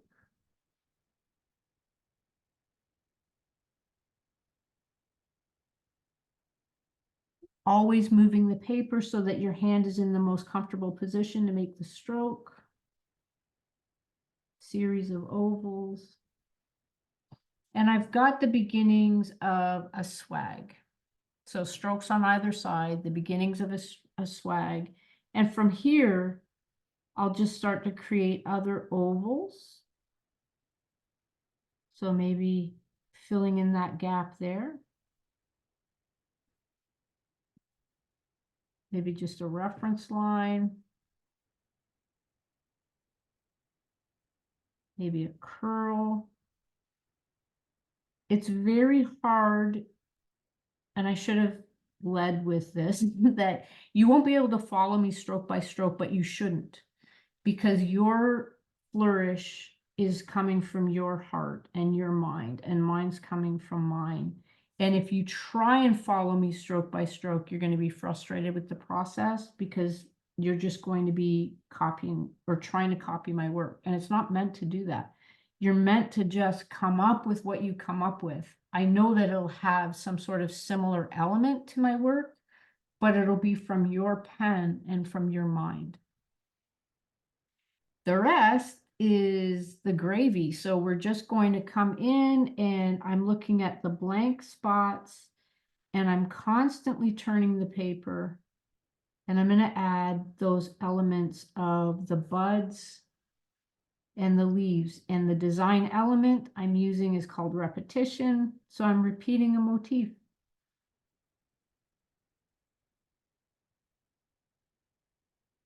And these aren't erased. There's no prize you get for doing them really fast.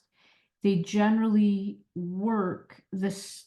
Think of them in terms of the same speed that you read. So if you are a slow and meticulous reader, you may have a little bit of a slower pace towards your flourishing. If you're a speed reader, you might have the tendency to try and race through this. It's just something about the pace of your thinking that happens. I'm not a particularly fast reader, but this is a really comfortable speed of work for me. In fact, I think I flourish now quicker than I read.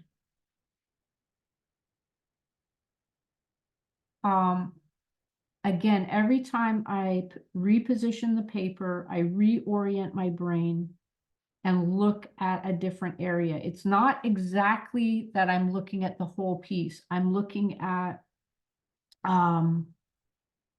what's directly in front of me. And the whole piece is coming together, but it's coming together stroke by stroke. So now I've got this radiating flourish just expanded with all of these little accent strokes. And the accent strokes are the jewelry and sort of the capstone of your design. And you want to make all of your strokes as beautifully and as precisely as possible. So even though you can really build up speed on these accent strokes, just be cognizant of trying to make them as beautifully as you can. This cardstock is a blush pink, so it's sort of this really inviting color to work on. And I would encourage you to start out with soft colors rather than stark white all the time, because stark white is just a little bit jarring as you look at it and watch the designs emerge.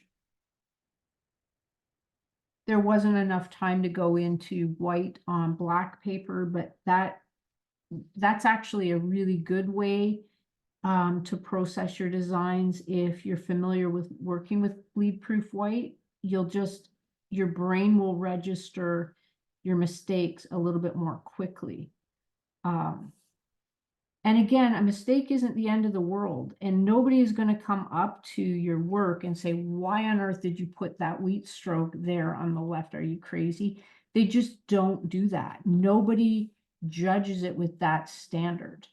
They look at it as a whole and take it in. I mean, it takes time to get really fluid with your strokes, and that be patient, really, really patient with your journey. And I mean, I started my calligraphic journey before Instagram and before, YouTube videos every 5 seconds. It was so hard for me to learn this. You have a sort of a different mindset now when there's constant reels being posted and things. Allow yourself to develop your own process without sort of trying to make it somebody else's, if that makes sense. All right, so I am going to color this. Again, I am really conscious of wet ink on my paper. So if yours is still soaking wet, just be cognizant that your hand can go through wet ink. But I usually start to color this one color at a time all the way through. So I'm going to take that deeper tone of pink and I'm going to place it all the way around, and I'm going to get all the centers.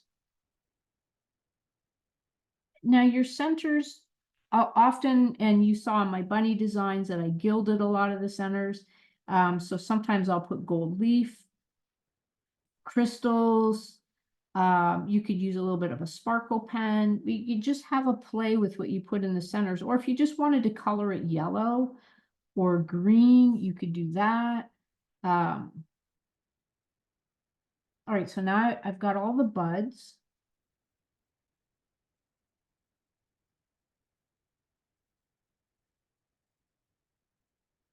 I'm going over with the lighter color. And you'll notice that colored pencils take to different paper surfaces differently. Now I'm using Faber-Castell Polychromos. These are oil-based colored pencils, and they're a really good mid-priced colored pencil to use. And I know that they blend beautifully. And as I release pressure and fade it out toward the end of the petal, you can see a little bit of the graininess of the paper, the cardstock coming through.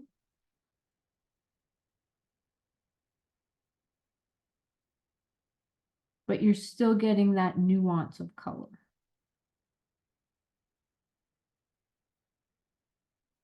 So if you remember one thing that I say,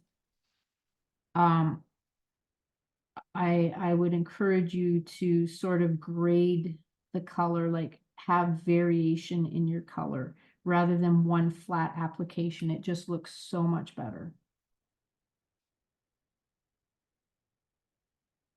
And colored pencil is just one way of adding color. Like I do so many different techniques. There's just so many ways to explore this. You'll never get tired of it. I think it's healthy. I think it's incredibly creative, and it's always unique. Even if this one design, this swag is all you're going to do, every time you do it, it's going to be different. Getting the tips of those leaves in there.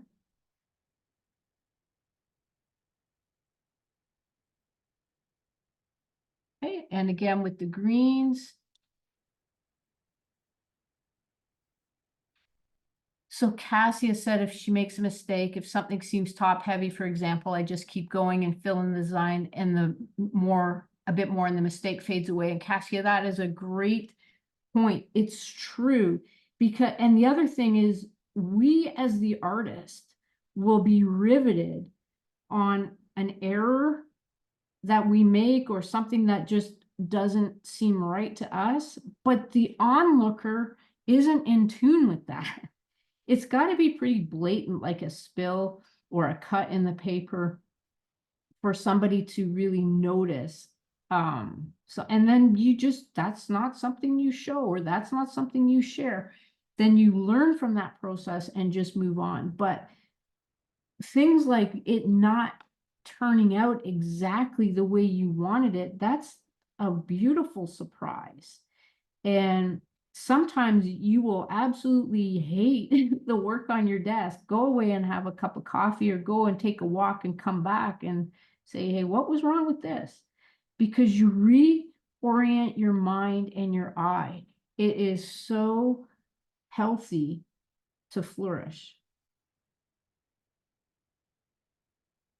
And it's actually a healthy perspective in all art forms, I've found, to take a break, walk away, reorient your eyes, and come back with fresh eyes.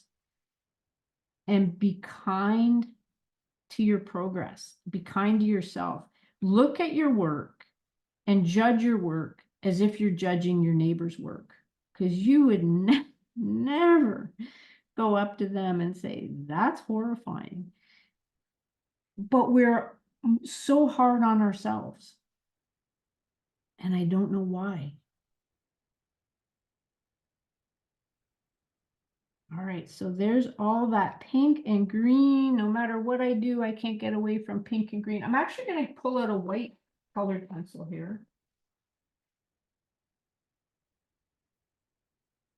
And I'm just going to lightly burnish.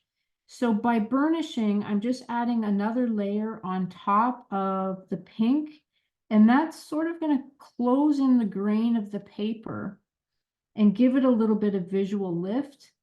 You can get burnishing pencils or blending pencils, or some people blend with alcohol. I don't really do that, but I do find that that little white layer adds just a little bit of polish.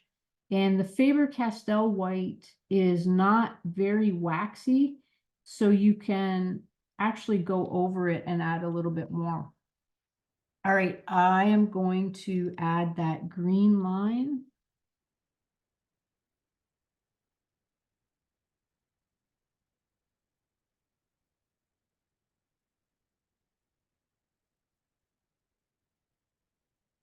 All right, so I've got that going on, and I'm going to get the pink line.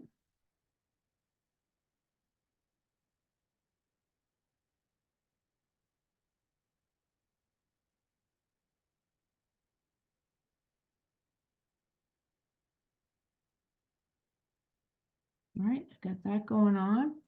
And I'm going to add some metallic in here. So I'm going to do something called shadow stroke. So this is already sort of a signature design for me. And speaking of signatures, I'm going to go in there and get the HVH.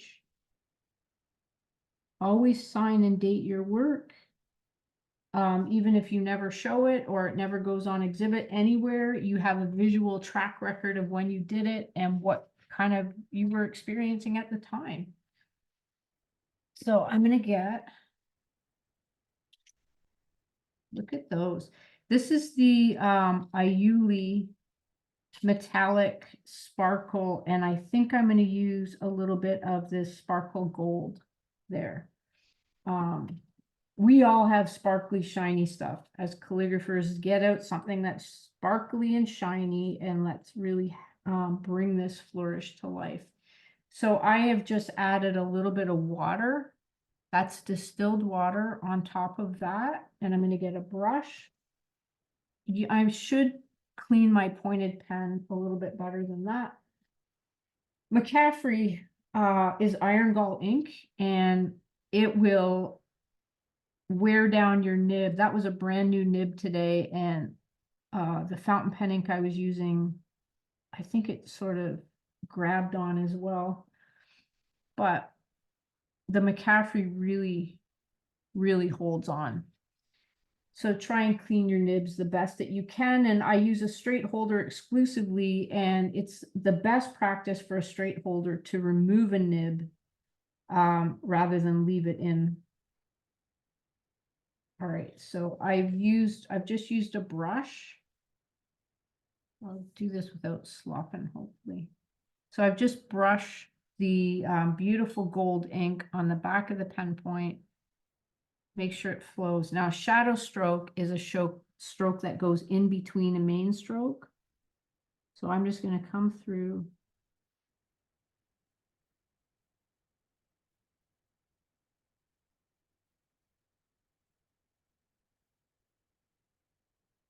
And I'm going in the negative spaces. So we're not completely encroaching and getting rid of all the breathing space, but you're adding an extra depth and an extra layer of interest.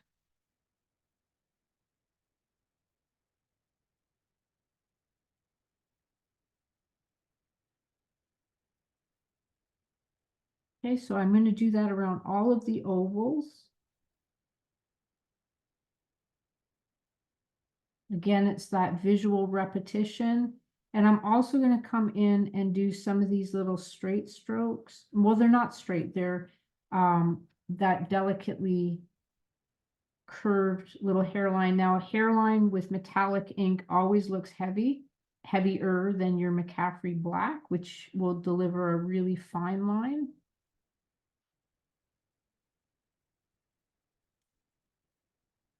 Play with your toys.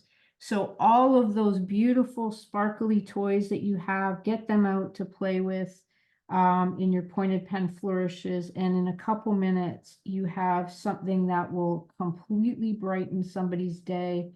I can't even get into the center of those flowers. So when I flare that under the camera, you see just how sparkly that your Iuli, that's just gorgeous stuff. Now, one more touch before I wrap it up here. And that's this. This is the Sakura Jelly Roll pen. The color is Clear Stardust. And I'm just going to go in and add another little curve of sparkle here and there.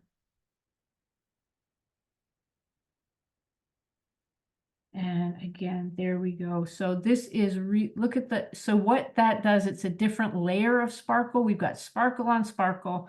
And the Sakura Jelly Roll pen Clear Stardust is this gossamer thread almost that goes through your work. And there you have it. So that's sort of my signature cartouche design that Michael just said, you want flowers, you're going to figure them out. And that's where I went with my simplest of designs. And I've been playing with them since 2003. And just I have such delight in not only the work, but in sharing the work. And my hope for you is that you will flourish, that you will take to this and you will just absolutely flourish. So Manon asked about pastel, and I will do pastel here. So if I was going to do pastel on this piece, I would have done it before I do the metallic, because if I go in with pastel on top of this metallic, it's going to dull the metallic. But this one is just sitting there. And pastel is, I usually run a little bit of pastel on a piece of sandpaper. So this is just a graphite block, and literally just capture a little bit on the sandpaper, just so you don't have to keep handling it, because every time you touch it, pastel makes a bit of a mess. And this is a pastel brush. It's from Pan Pastel, and they're disposable, replaceable heads. And I just pick up the tiniest amount. So you can see I've got very little, and it happens to be a really soft green color. And if you just lightly run that around, you create this beautiful cloud effect. So again, on the corner of an envelope, this ends up looking like you're aging. You're sort of aging that envelope or giving this incredible background. I have a new postmaster at my post office who's never seen this stuff before, and so she looks it over for a solid couple of minutes. What did you do? How did you do this? Where the other postmaster got used to it, doesn't say anything anymore.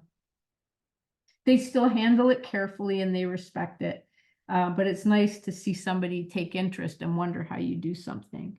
And again, if I wanted the sparkle over top, there's no problem going directly over pastel. And pastel, my method of actually burnishing it into the paper, you don't need any sort of fixative. But there's those shadow strokes. And again, if I wanted to put that little.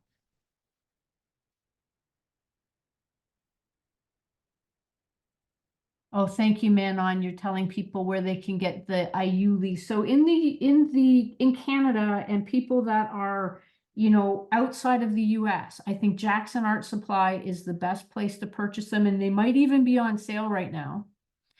And in the US,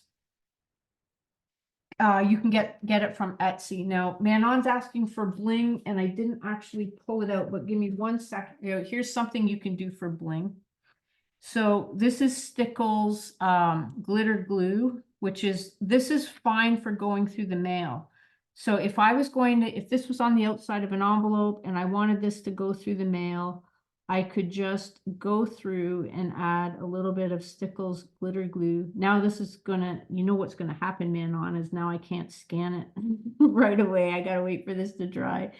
But it ends up with these little diamondy bits. The other thing you can do, in 1 sec.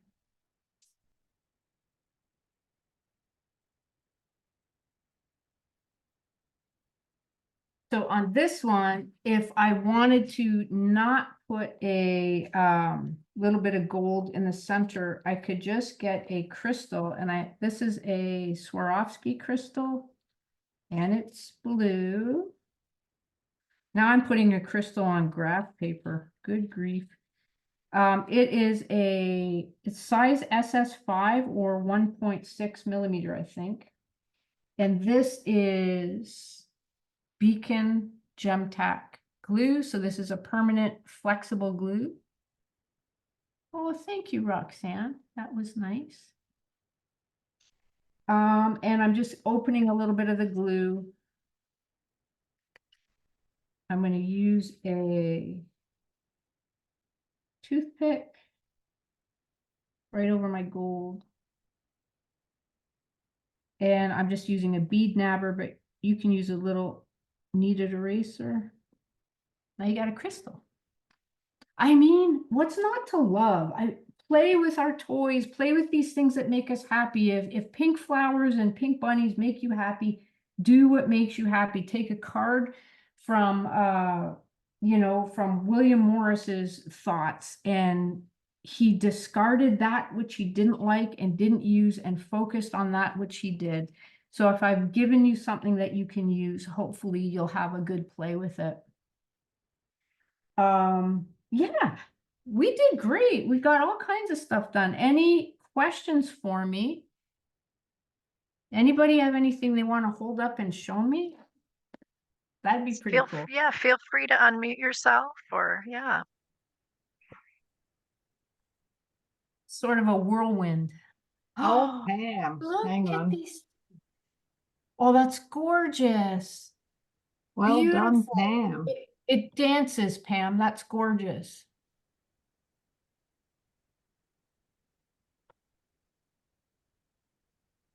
Anybody else brave? That was so much fun. I hope you enjoyed it. Oh, and there's Claudia. Anna. Yeah. Can you pin Heather, in? I wanted to show you something I did from your other class. Sure, beautiful. I started to embellish letters. This is my first one. Is that Cassia? Yeah. Oh, look at that with the ribbon. That's gorgeous. It's watercolor. Yeah, gorgeous job, Cassia. And Anna, that was beautiful. Thank you for sharing that. Cassia, it looks like you're having fun. No Yes, questions? I am. Yeah, good, good, good. No questions?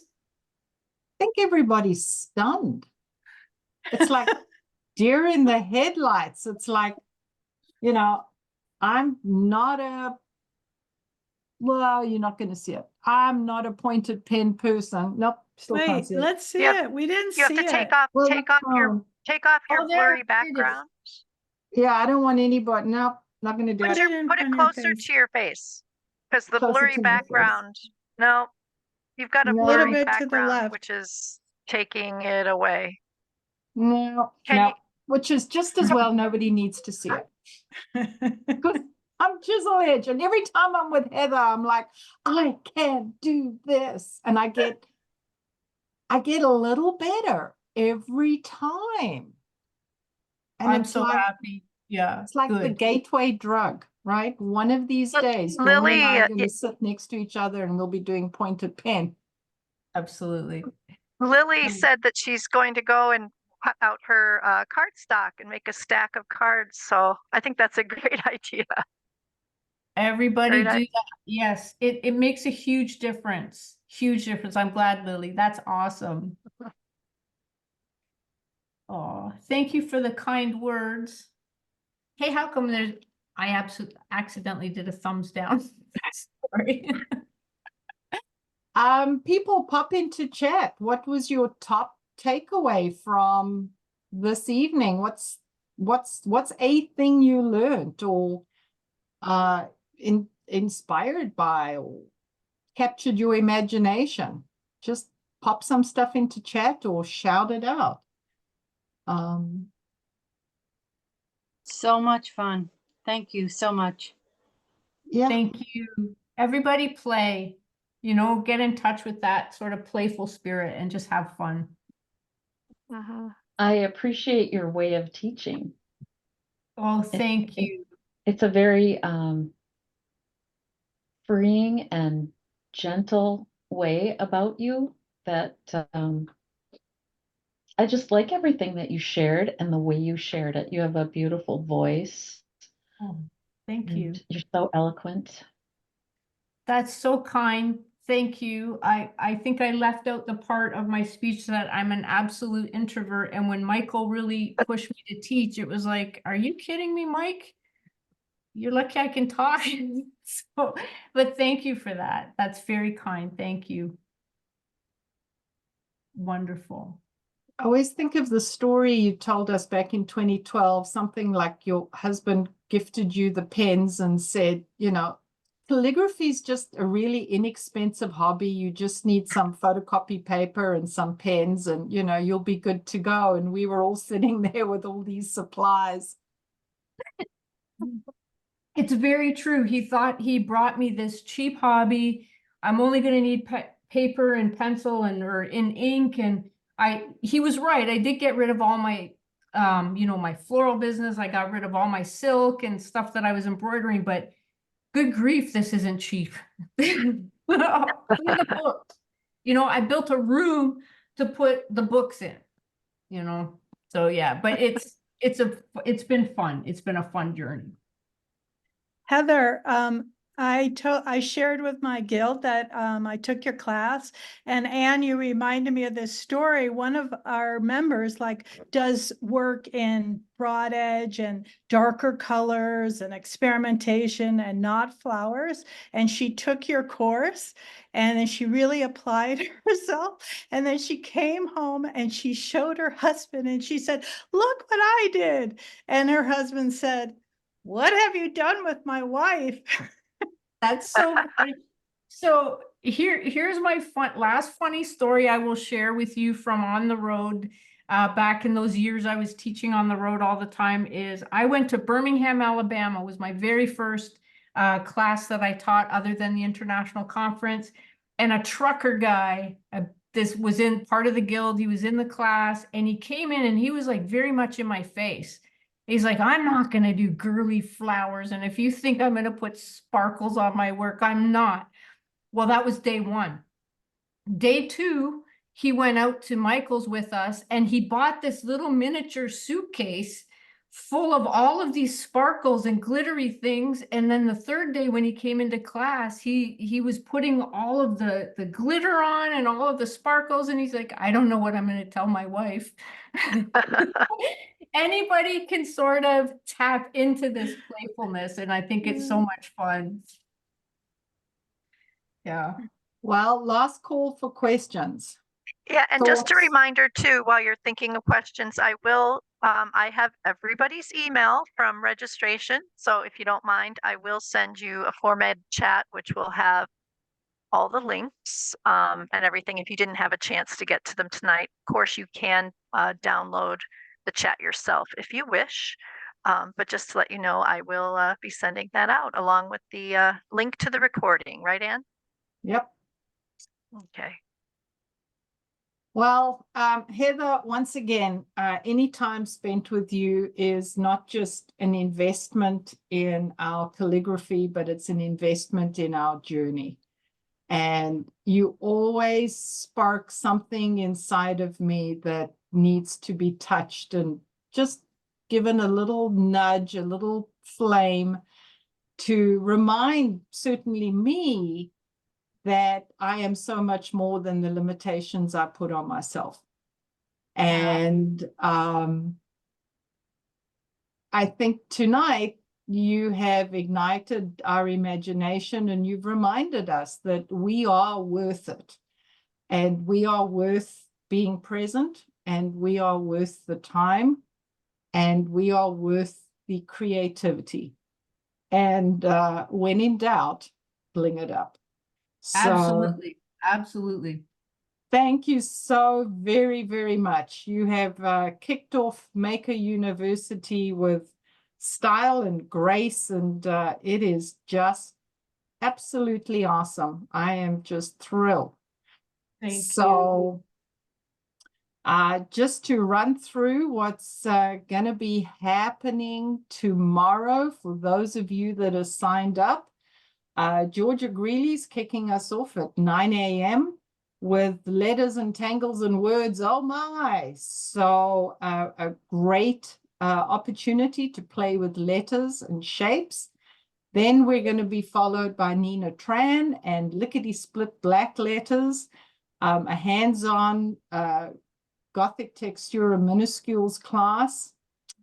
Then we're going to do a workshop tour and practical introduction of Janie Weston's studio. You can see the book the bear she carved for the Edina Library.